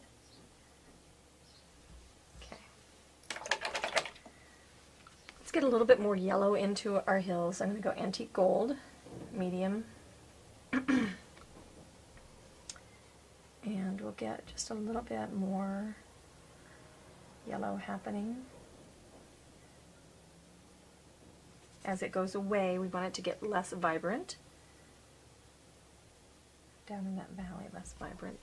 And then maybe just pick up the yellow oxide, and then it can have some like artistic scumbles up there to indicate maybe that there's something being harvested in that hill.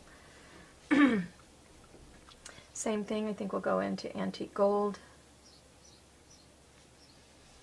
and we'll put just a little kiss of antique gold back over here, and we'll carry it down over here. Kind of tell a little story here.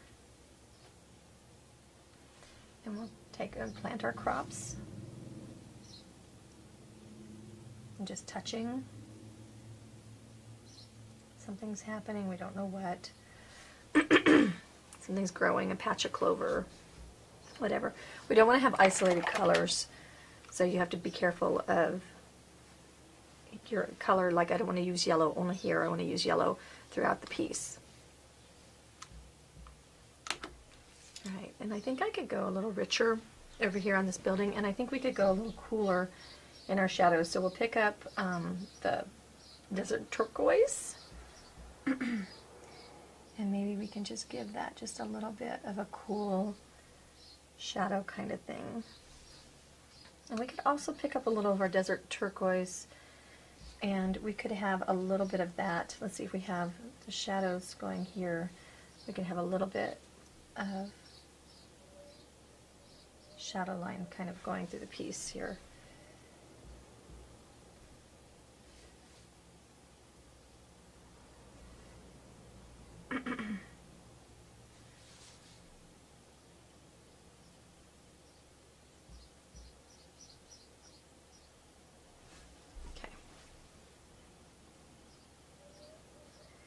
A little bit in our shadows. Let's cool everything down just a little bit.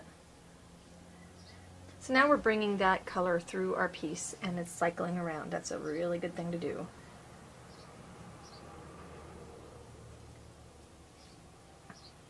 Okay, now this could need something a little bit going on here. Let's see what it's going to be. We've got it started with the raw sienna. Maybe we'll just go ahead and increase the raw sienna. And flip this in a different direction. is where we start increasing our colors, making things deeper, make the color stronger.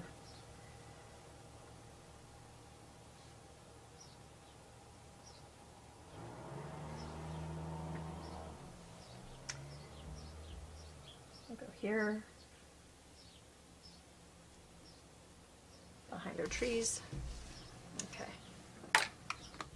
All right, so time to squirt the paints again. Just whenever you see them getting that little bit of skin on there, that's when you want to give them a little drink. Those of you who live in the really dry states like Arizona and stuff like that, you'll need to obviously do something a little bit differently.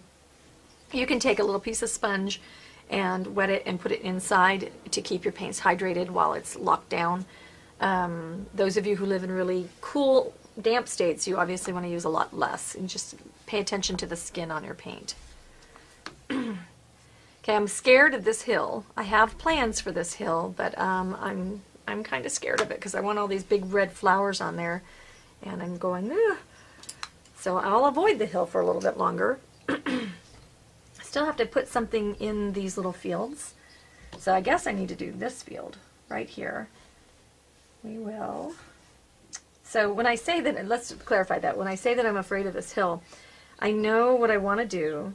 And I've seen about 15 pictures that had examples that I can borrow from, so I know it works.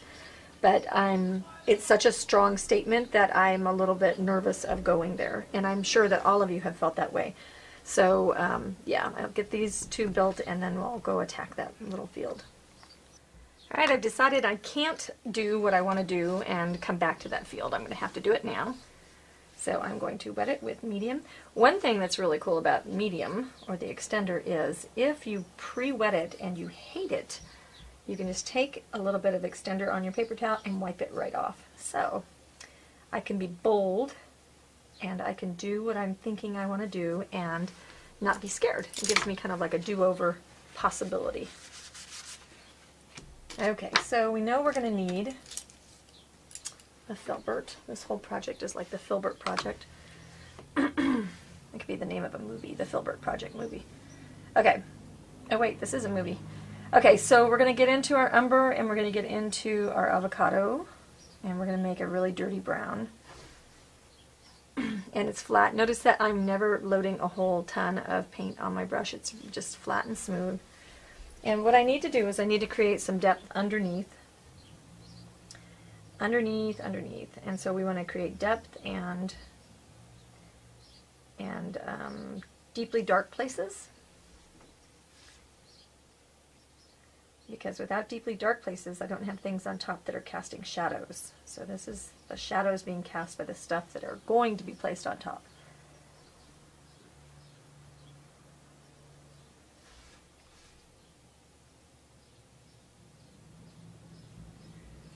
And we want them in masses, and don't forget we're going to get smaller as we get to the back. And it's going to be less dark. Yep, there was my tree shadows. And to the front it'll be stronger and bigger.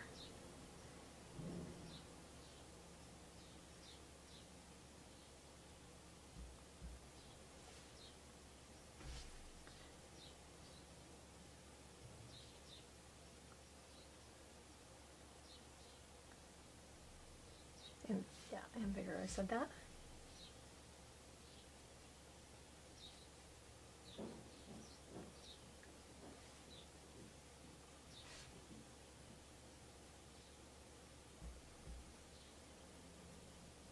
Now I can glaze down over next to my edge here, so I'm not going to worry too much about that. Now I'm going to go into my dark red, and I'm going to tone it with a little bit of my traditional umber. So like I said, these are our two toning colors. And now I'm going to create some kind of red flower type things. The biggest thing here is going to be not to make some kind of pattern. There's going to be a lot of these little flower type things. And actually, I think I'm going to switch to a slightly bigger brush and create a little bit more of a mass of plantings. A little bit more of a cast of the color.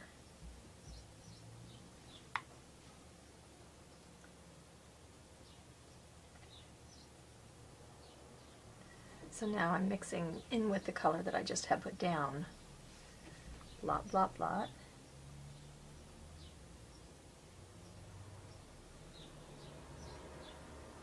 And now this back area might be more of slight detailed flowers, but it will have the cast of having a whole hillside of these like poppies.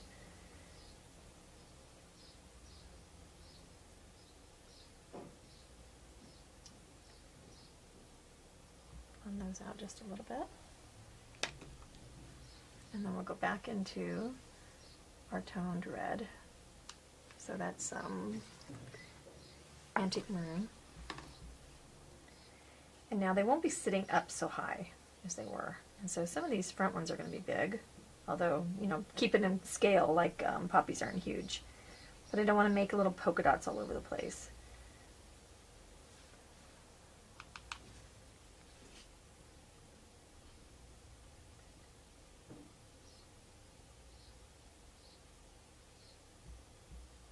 So I'm scribbling on poppy color.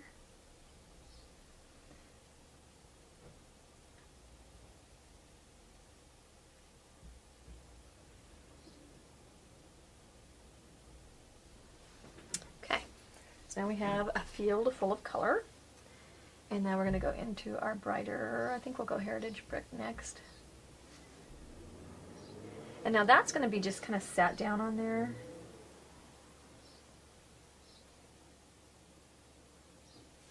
Every old which way, and not everywhere. Oop.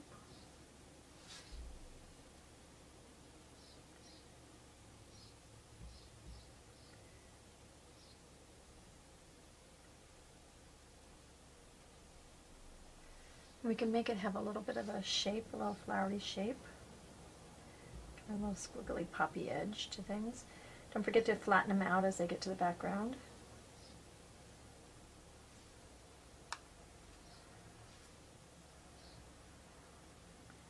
They get smaller. And they're not going to be as bright, so we want to keep that in mind.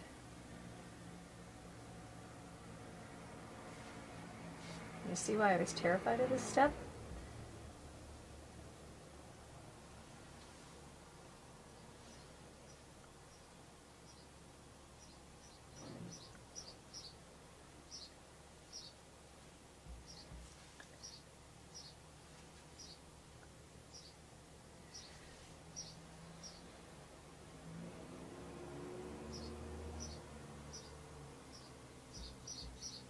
Okay, so now we've got a field full of poppies.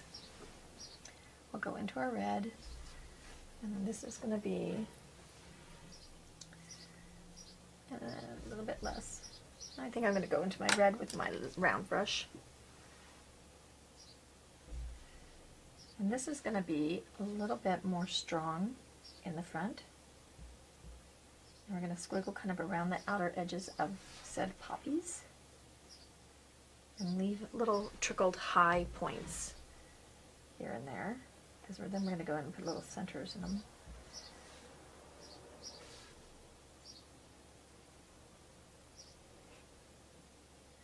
And then randomly just, you know, other dots of red, kind of.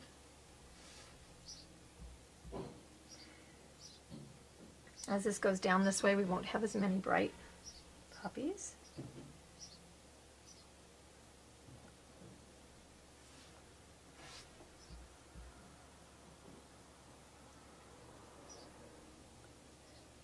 And then they'll get smaller as they go to the back.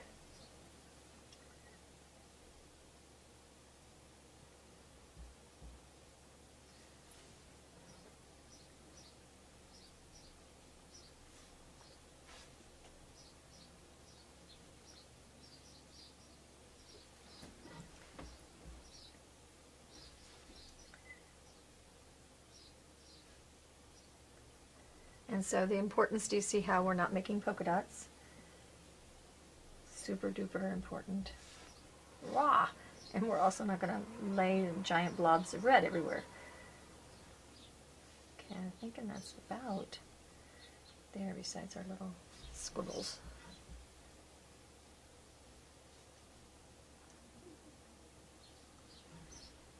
Okay, now we'll go in with a little bit of the umber plus black in the dirty brush.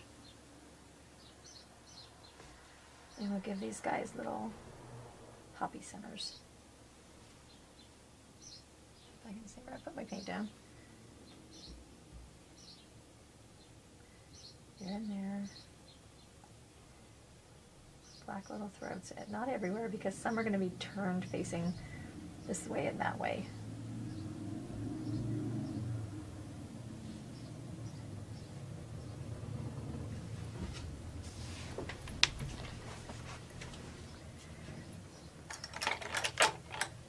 And then we'll go in just a second and we'll do the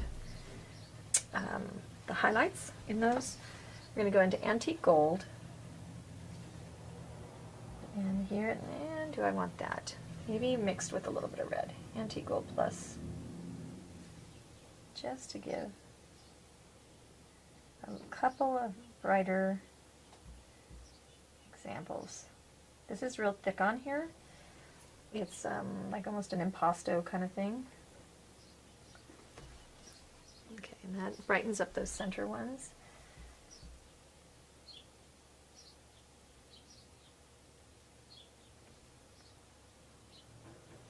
And then maybe just a little bit with only the antique gold.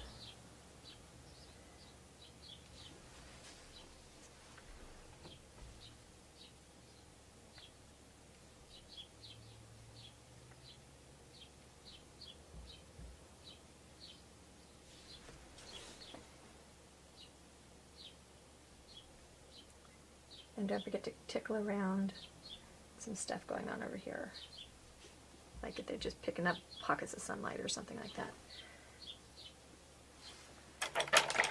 that. I'll take my Mighty Fine liner, which is one of the best beginner liners ever. And I'm going to go into the Cool Neutral. And I'm going to give a little couple dots in the centers of the black.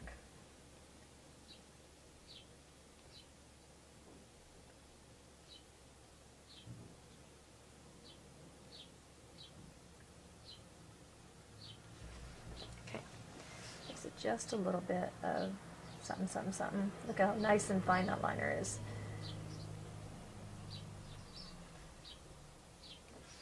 Okay. Okay, I'm going to go in and tighten up my brown area on this.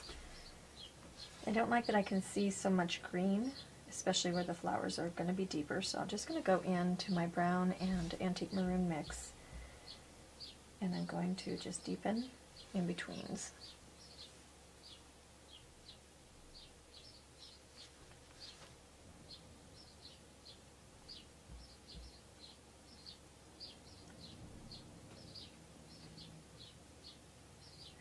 My paints are acting very sticky, so I'm probably going to have to blow dry it and reapply. Okay, liking that little deeper look. Can you see it?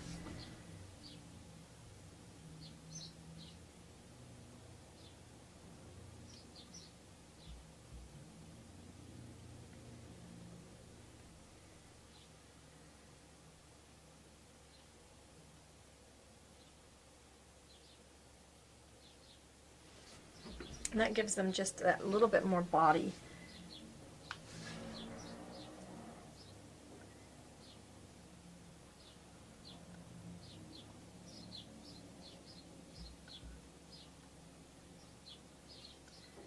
And so we're just dibbly-dabbling.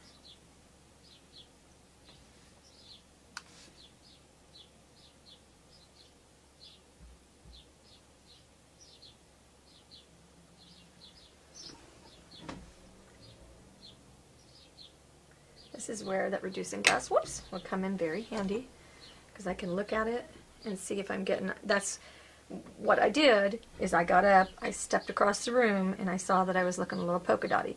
as I'm sitting here picking up my reducing glass, I can totally look at that area and see, oh, exactly what I saw across the room. If you're taking a class and you don't have the, or something like that, and you don't have the ability to hop up and down all the time and distract everybody, excellent. That's actually somebody from the Las Vegas convention came up to me and said, we could have sold 1 million of those because they're so handy and we didn't know about them. Yeah, interesting, because the whole class was, the ones that had them were using them like crazy. And I think it might have been a landscape class, as a matter of fact. Okay, so we're making our field happen. Now see why we're going to have something else happening. You can't have that much strong stuff and then no other strong stuff. I'm going to darken just up here, and then this area is probably going to get glazed or antiqued around. Okay, so I think in this case right here, dirty brush.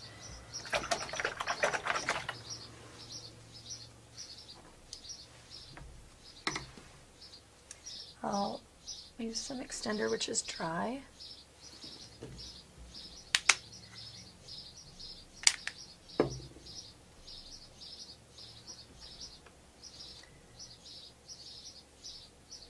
Now you could easily change, we talked about this at the beginning, you could easily change these to evergreens, you could change these to craggy mountains, and you could change these to some kind of flower that grows in that area. And you could make them a field of lavender, you could do sunflowers, you could do any kind of thing right there that you wanted. Okay, so this is desperately in need of something, and I think what we'll do is we'll go into it and maybe we'll put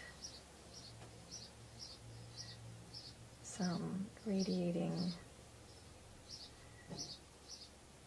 field.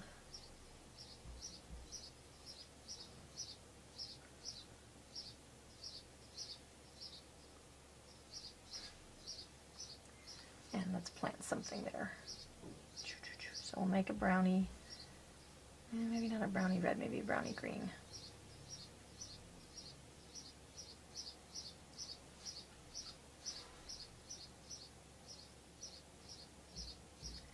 I'll put some kind of plant.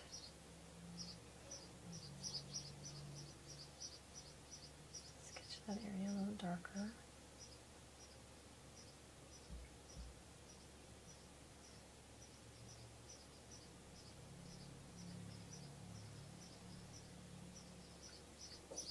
As it goes up to the back, it's going to get skinnier. And as it goes over to the side, it'll get smaller as well.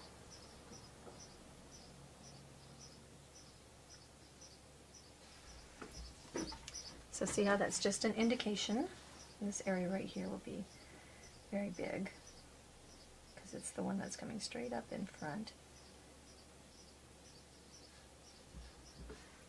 Okay, one of the things you can use is the Q-tips. When we get into that, just then I made too much of a mess in the middle. Q-tip will take that right on out, bring me back to where I need to be.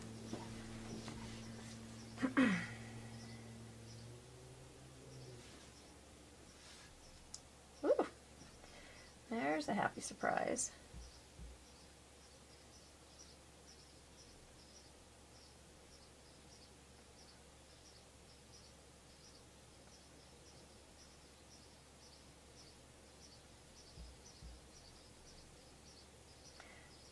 Scumble it along. We can go into our green and give a lot of like green tops to things.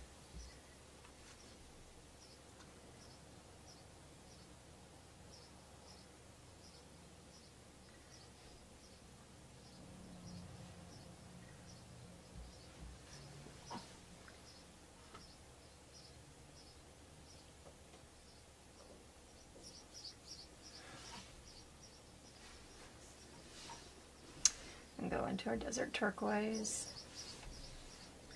Same thing, we can add some of those kind of little highlights. Go to our building, add a little bit more to our roof line.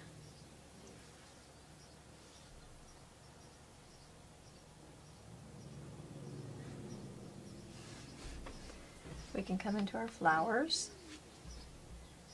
We can add a little bit of filler flowers in there.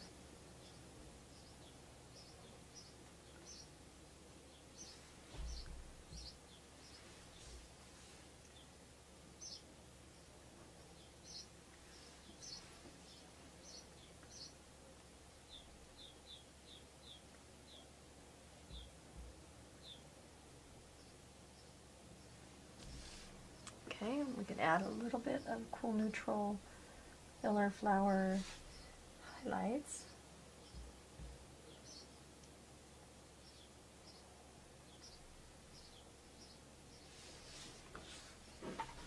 And a little bit over here.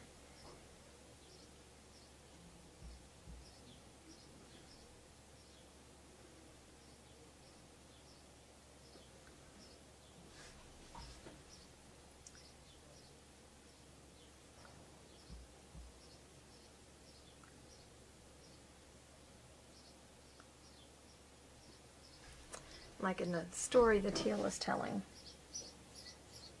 You can come over here and do a little bit more of that. Yeah, keep it out of your trees, shape following. Okay, I'm going to wipe off right there. I was just wiping the color off, so we don't want to do that. But maybe now we wipe our brush out.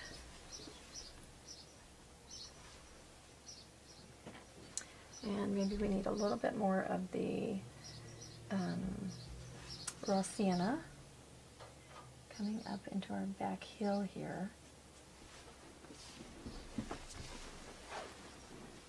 Get a little bit more distance to my own work. And I think that field needs to be extended.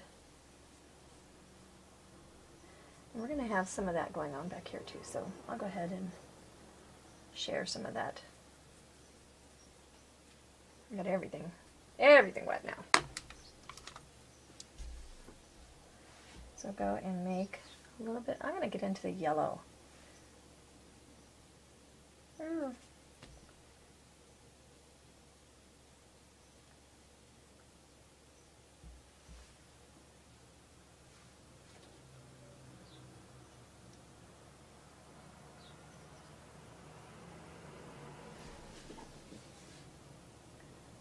Get some yellow going over here above the house. Okay, so see what's happening right now? This hill is so dark. This is muddly, this is muddly, this is muddly, this is muddly. This hill's solid. Okay, that's not working for me. So we're going to go in and muddle. And I think part of it might be a color problem. I've got an awful lot of yellow going on right there. I'm going to put some like haystacks. And I'm going to straighten this out and put some non-leaning haystacks.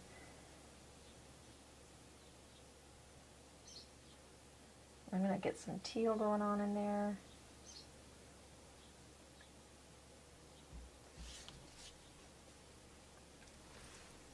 Smear my haystacks. Okay, now I'll go pick up the teal, the desert turquoise.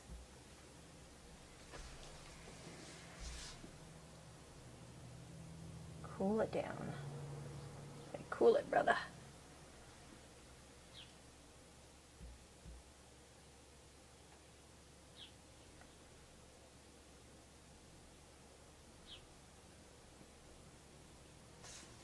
All right, that shared the love.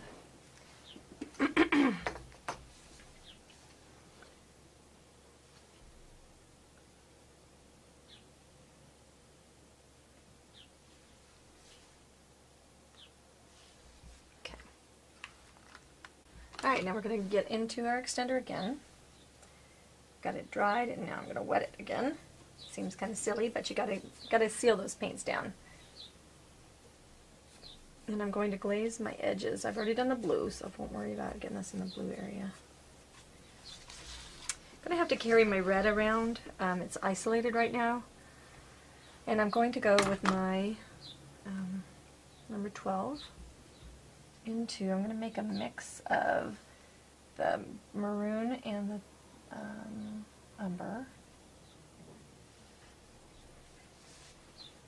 And I want to go around and just anchor my edges.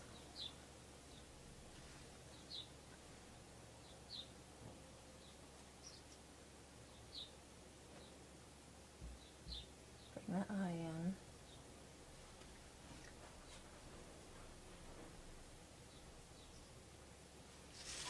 So much easier than floating, isn't it? Okay.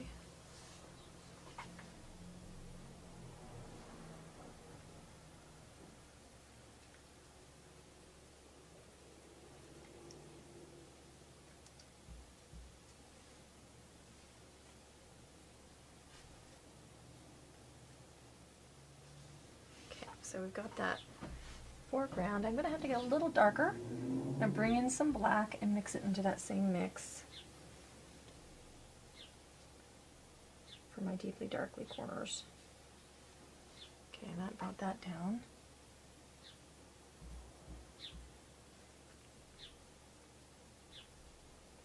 Trying to lay it down without lifting it back off. Now I'll go into my mop and smooth that out.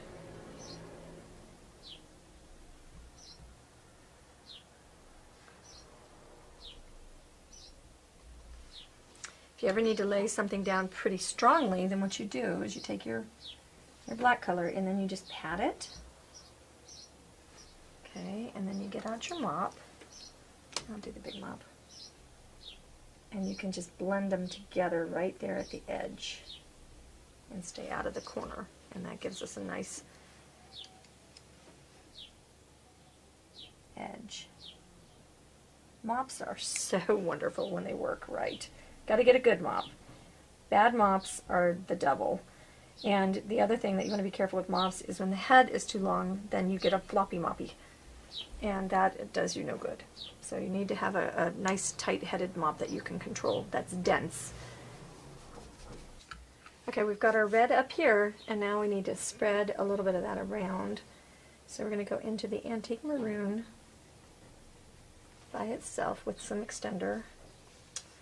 And we need to decide where we can have hills of red.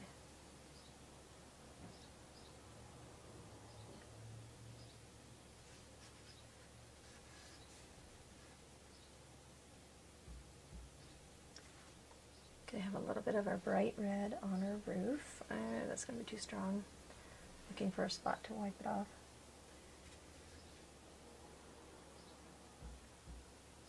Have a little bit of that poppies on the hillside happening. And maybe we can have a little bit of that going on over here. Just that little glaze of it.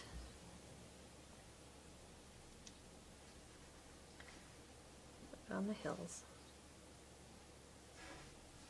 And then maybe we can have a little bit of that stronger red back in here.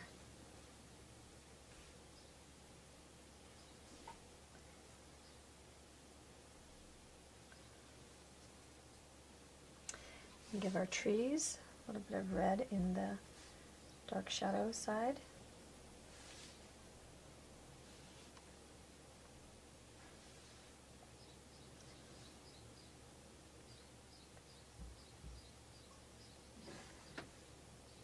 Maybe even kiss a little bit on our field here.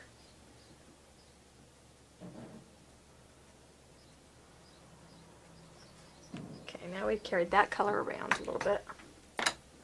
Okay, we want to give everybody a drink of water. And then we're going to, I'm going to show you how to deal with these little guys right here. These are wonderful little corners. We're calling them essential accents. And what you can do with these is you can put them on the corners of your paintings. Just glue them right on.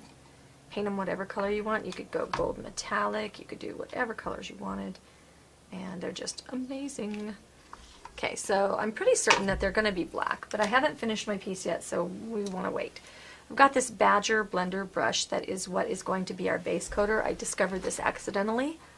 It's a brush that I picked up at Las Vegas. I'm going to dip it into my colors kind of generously, but I'm not scooping.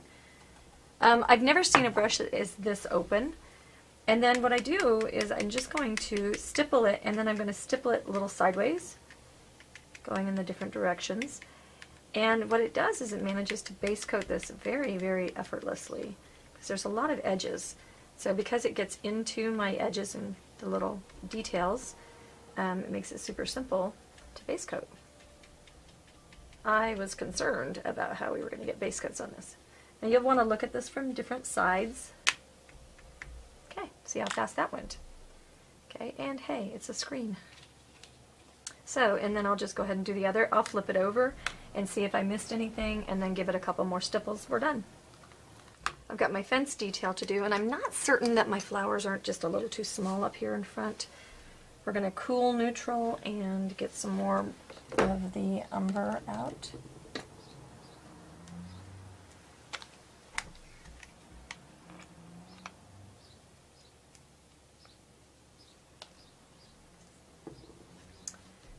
So just cool neutral with a little bit of the umber, and we're going to make some fence posts. And they want to get wider as they get closer, and they want to get stronger in color.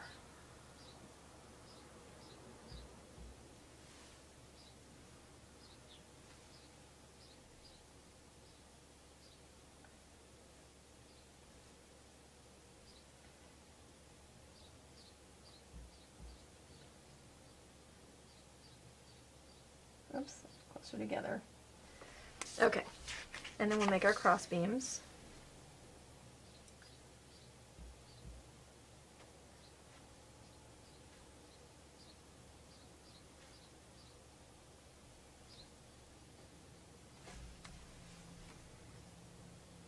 And I'll get some little highlights going. Can't barely see these back there.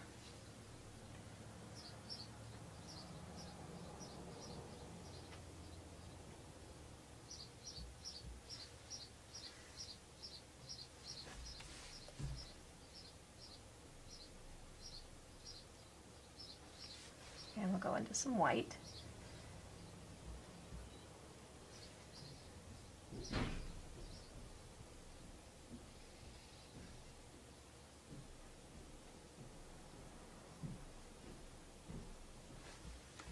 Okay, I'm going to take my round, and I'm going to take some yellow ochre, and I'm going to put a little bit of a sun glint, something going on this house. I want my house to be a little bit brighter than it is.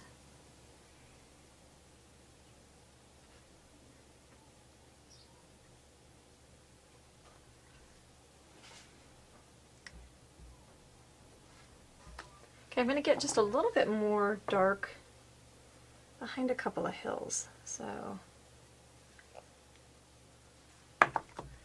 getting to the point where I'm picking up some of my dirt on my palette, but it's almost time to change this. So what I'm going to do is put this on my hills behind there, and then wipe it off my trees.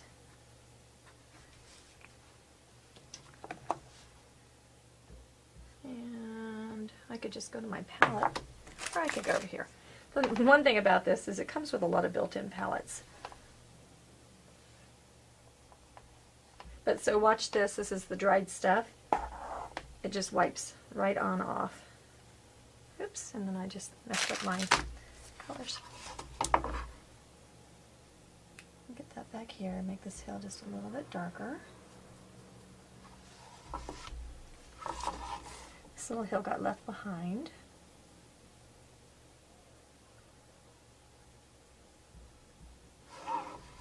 And we can have a little bit of this little hill.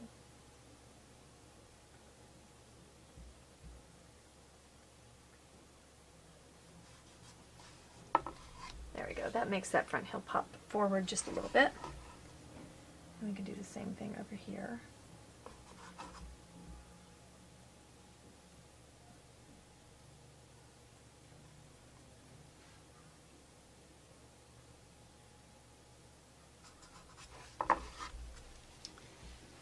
Okay. Our front hill here needs to have This where we put our shrubs or our fence needs to have some greenery at the base of it. Ooh, not so dark.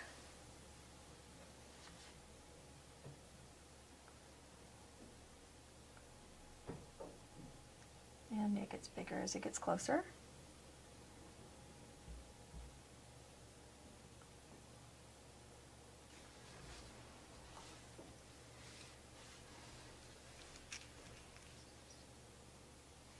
And I think we're going to do a little bit with our road here. I think we're going to go bring our road. I've got toned color in my brush.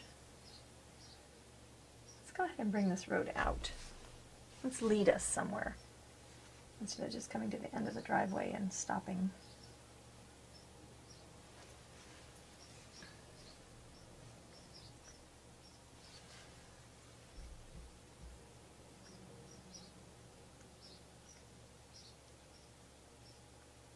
Come out here and just fade on out.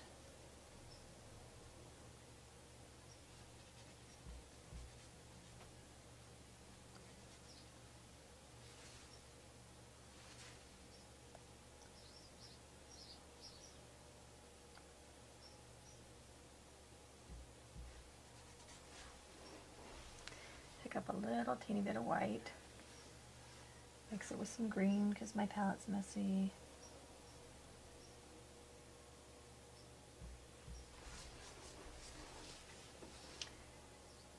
Bit more.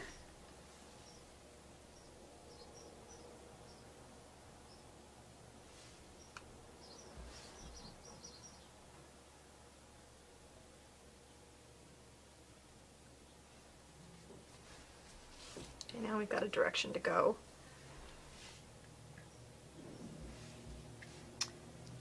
Okay. And then we're going to make our flowers over here on the side be a little bit bigger. So we're going to go in with our red and we're going to give ourselves some big poppy shapes.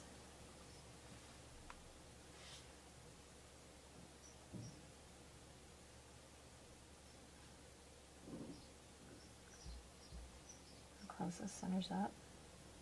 Now the only thing I'm a little unsure of, I'm going to bring it in a little bit more, is I have the plans to use the black. And I don't want to hide all my poppy flowers in behind the black. Okay, so this gives us a little bit more of that perspective.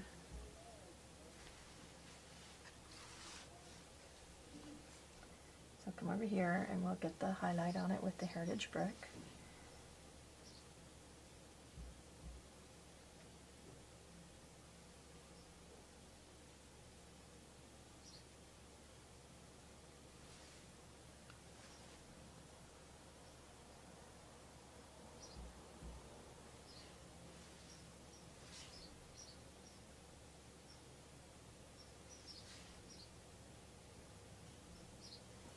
And then we'll go into our red.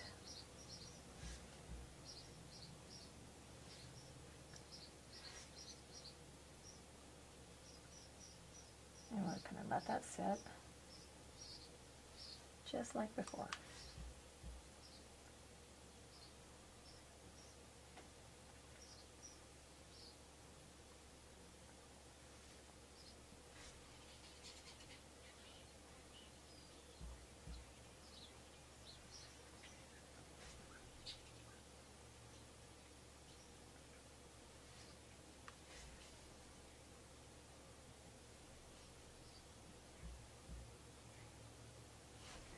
I think I can afford to give just a little bit more walking with my red.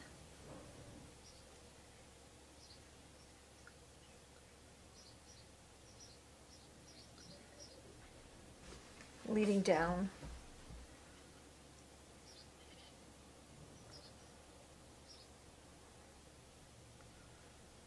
That field, poppies. This red seems to die down quite a lot.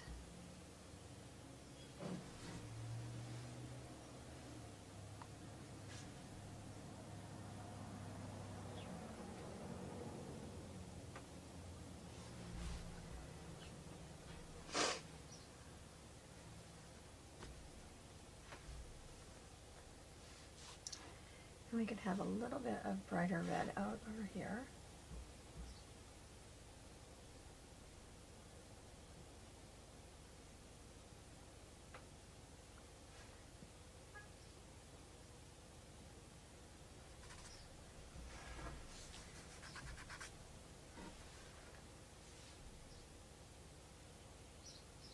A little bit more red on our roof and bring our red colors through.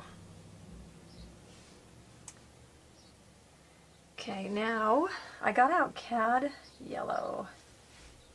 Let's give a little bit of bright yellow kisses.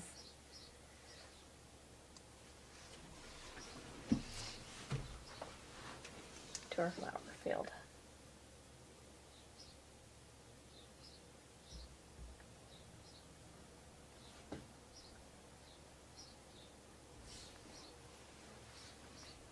We can have some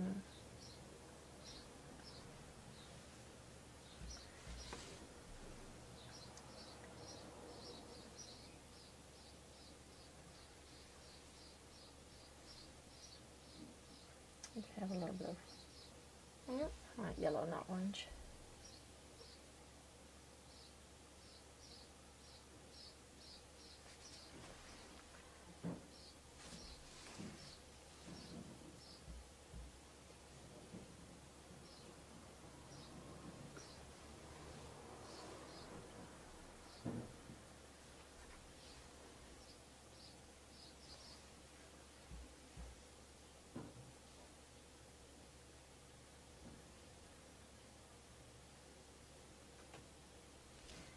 Bounce, wah, smearing and bouncing around. Yeah, get out of there.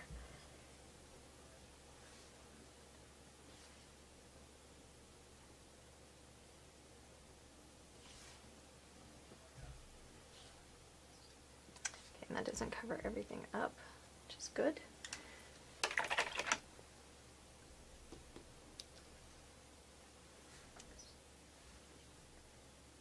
I'll put some centers.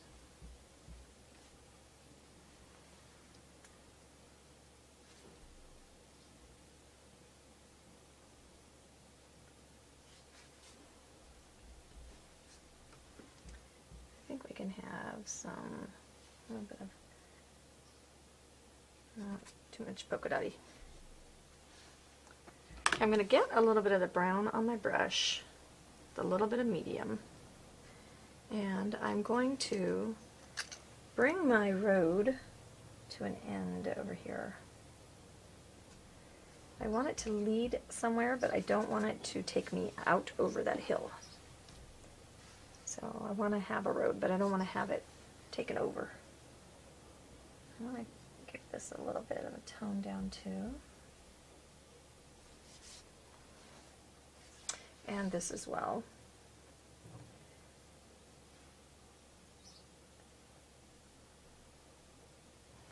Get a little green.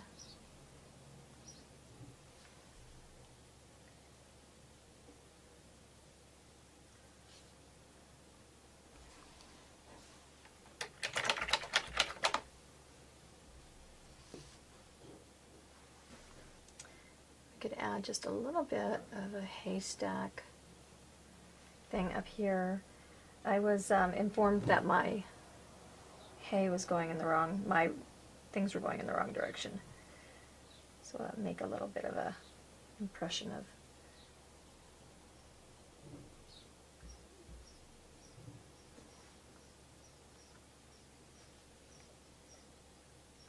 way too bright.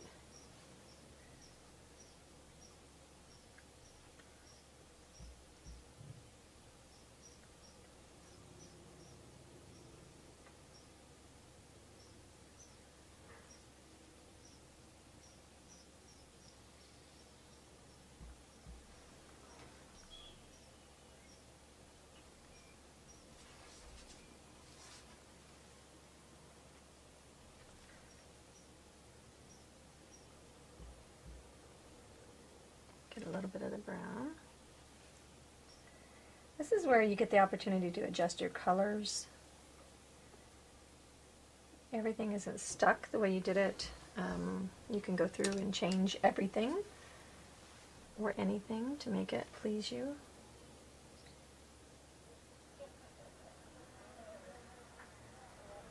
Little fodder shocks here.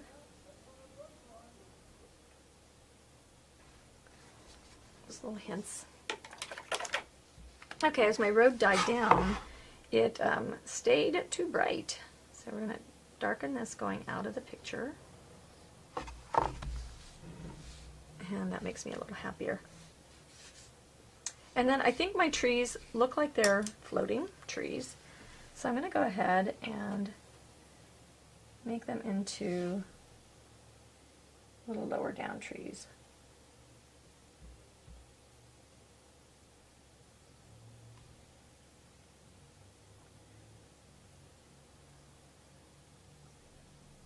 I'll sit down there on the horizon line. I've got all these shrubs growing at the base of them, so I think that that'll be okay.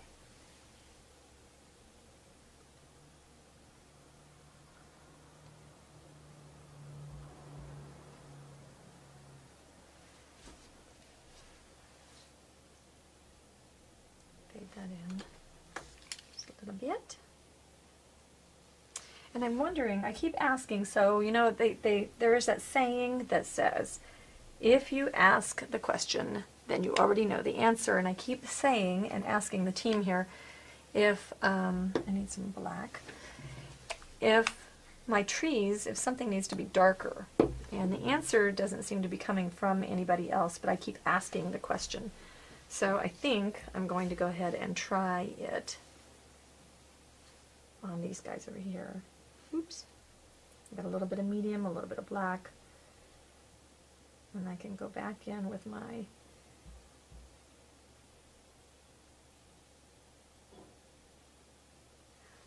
these trees, cypress trees, are really quite strong, and I'm not sure that I got the strength of mine, so we'll go ahead and do these guys too. Rah!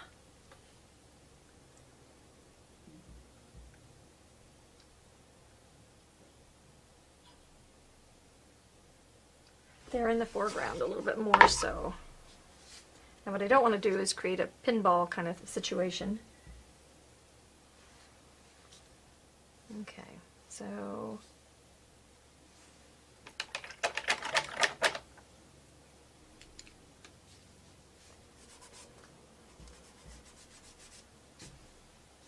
I'm going to go ahead and put a little bit of yellow, and that's the antique gold in my center field here. Do that little bit of crop yellow sunshine happening thing over here.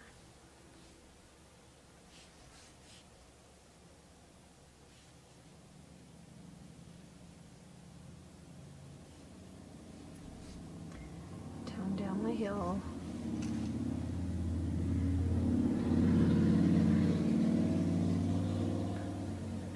I like the use of the yellow in it because it gave me a little bit of sunshine, and I was having a kind of a dreary day in Tuscany.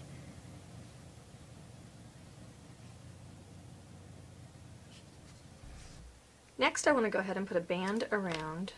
I'm just going to use the pre-done compass setting. This is the half pipe compass. It has, you put the setting wherever you want, but it has a cap to go on it so this little sharp thing doesn't impale you. And it has extra compass leads on the back end, so that if you break your lead in the middle of a class, ask me if I know how that feels. It's happened to me many times.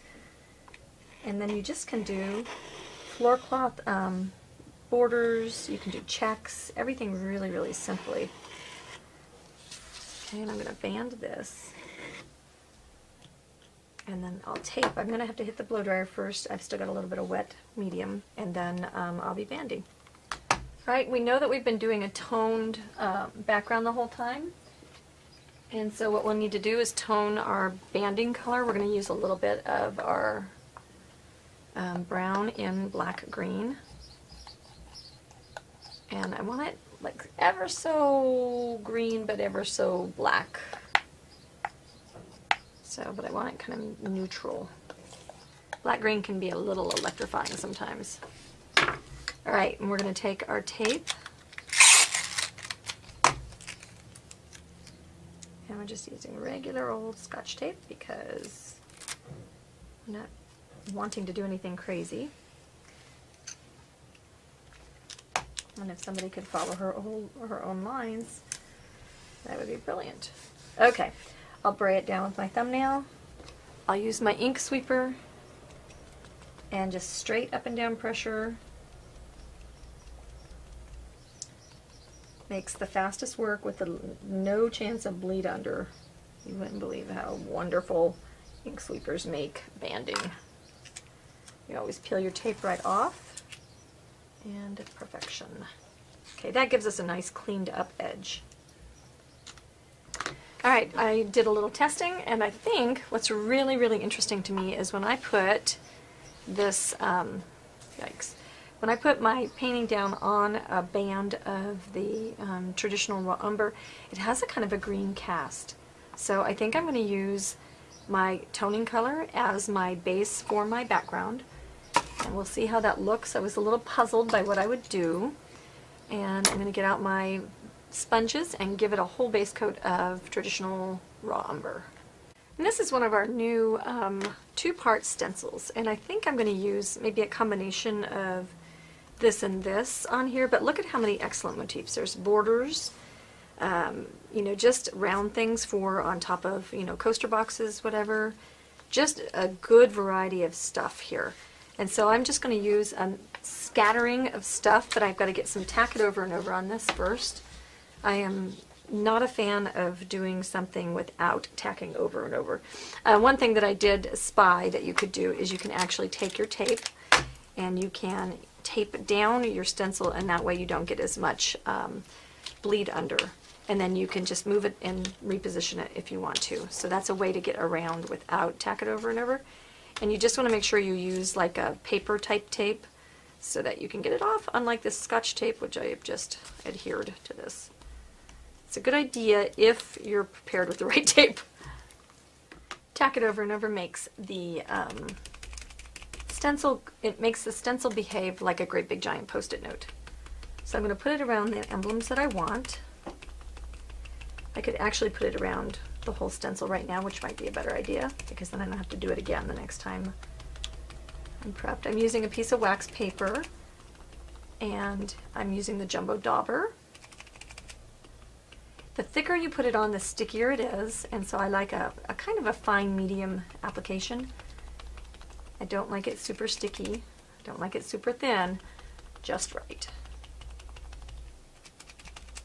And then when this is drying, I will put it off of this wax paper onto another piece so that I don't have a bunch of clumped up stuff all over the place.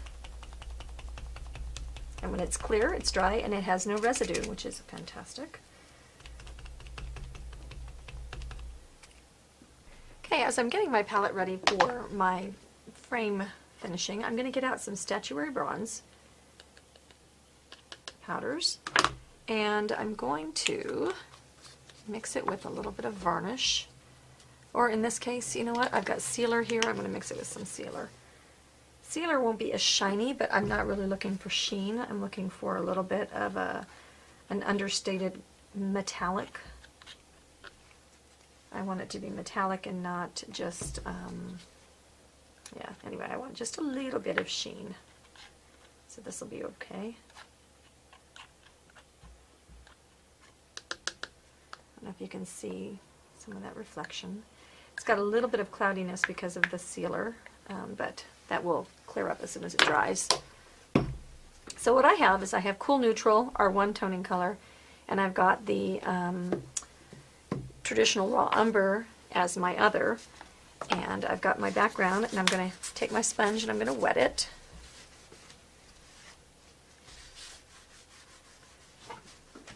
And I'm quite sad, I've lost my favorite sponge, so now I'm having to do with a new sponge.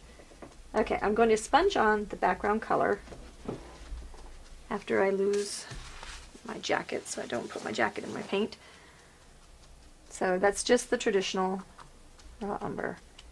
And that way I have a little bit of wet back there, and I think somehow I've gotten into my other color already. Now I'll go into the cool neutral, and I'm going to sponge this around, and then I'm going to go back over it, and I'm going to twist and shout kind of. I want a mottled kind of background. I twist and I dance back and forth. I don't want it too light, so if I start getting too light, I'll go back into my traditional burnt umber, or raw umber, sorry. I don't really have to do too much behind where the frame will be, so now I'll go back over into that and mute it down a little bit.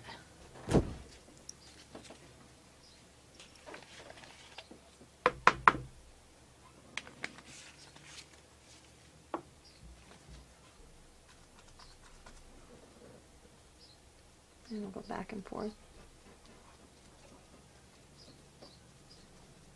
Now I'll go into the metallic. Just give it a little bit of something, something, something going on. And then I'll go to the back side of my sponge. And I will tickle that down. Twisting. I don't want this to look like the 1980s dentist office that had all the sponge painting. You know which one I'm talking about. Okay. So that gives us something interesting. I think I'll grab out the 1/2 inch White Wonder. I didn't think I'd be spattering on this project, but I guess I am. And I'll get into the light color to my cool neutral mix. And I'll speckle.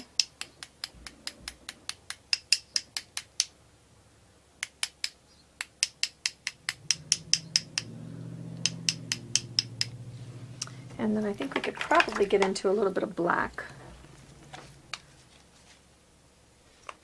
And I'll add a lot of water. And I'll spatter with that. I want a really dry spatter, so I'll knock off. Oh, I'm spattering things in all directions.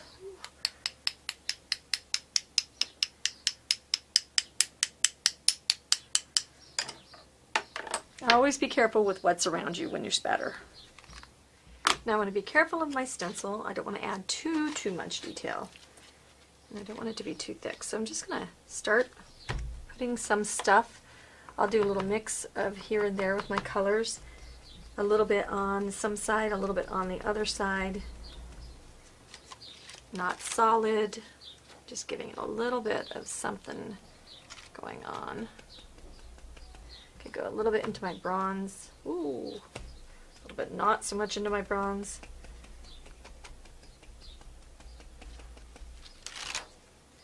Okay, I just want to give it, I don't think I have it quite light enough. I'll go ahead and do this guy right here.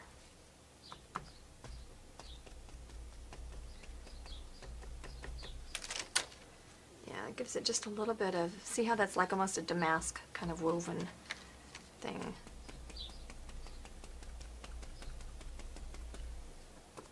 The metal powders. So I'm doing all 3 colors, and I'm just kind of going randomly over the, I don't want those flowers though. Randomly over here and there. Yeah. It just gives it a busy little background. See how fast it can be when you have the stencil pre-stuck down for you. And I think we'll go, I like these thinner lines here in the metallic. Here and there. It doesn't really even have to be straight. As long as there's a little bit of something going on. Okay, so then I will put my stencil on a piece of butcher paper, the freezer paper, the stuff that you use to wrap your meat in, and that will make it not stick. Okay, so now we'll set this guy right on in here. Of course, you must know what's coming next. Next, we have to have a little bit of gold trim or something. Okay. All right, so I have my piece painted. I've got it on here. I think it looks pretty good. And now I've painted a couple extra corners because I think I like them better on the outer edge.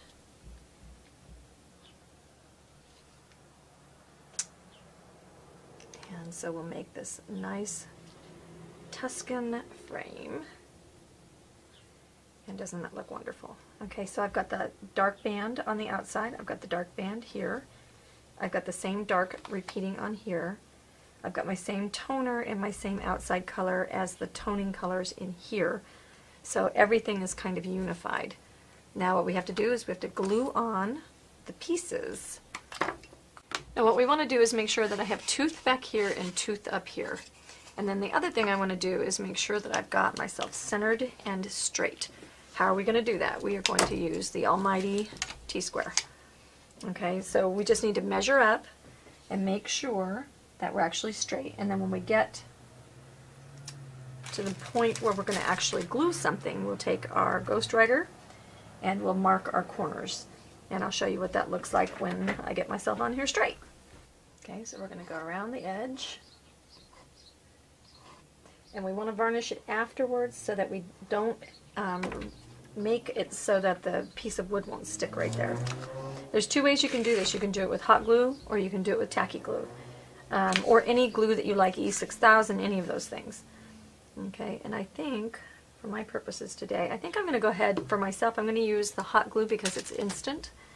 And I'm going to want to know that this dried right now, and I can flip it around and go do what I need to do with it and take pictures and stuff. Okay, we'll take the hot glue that I think is ready to go. And I'm going to go ahead and just give myself a couple of anchor spots. Gotta kind of move quickly with the hot glue. And don't worry about strings, they come off later. And you squinch it on there. Make sure your lines all line up, and we are attached. And now's the time to make sure. Okay, and then we'll put on our pieces. Now in this case, I'm going to go ahead and glue get you on camera, glue onto the piece. I'm just about ready to run out of this glue stick. This would be a better argument for the tacky glue, I think, myself. By the time you take your time, you might be too late, baby. Okay.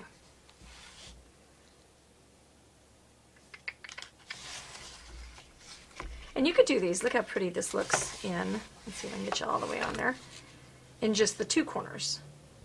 You know, that's just pretty just like that as well. In gold and metallics, in colors, I mean just pinks, think about it, diva, just everything. Okay, and so we'll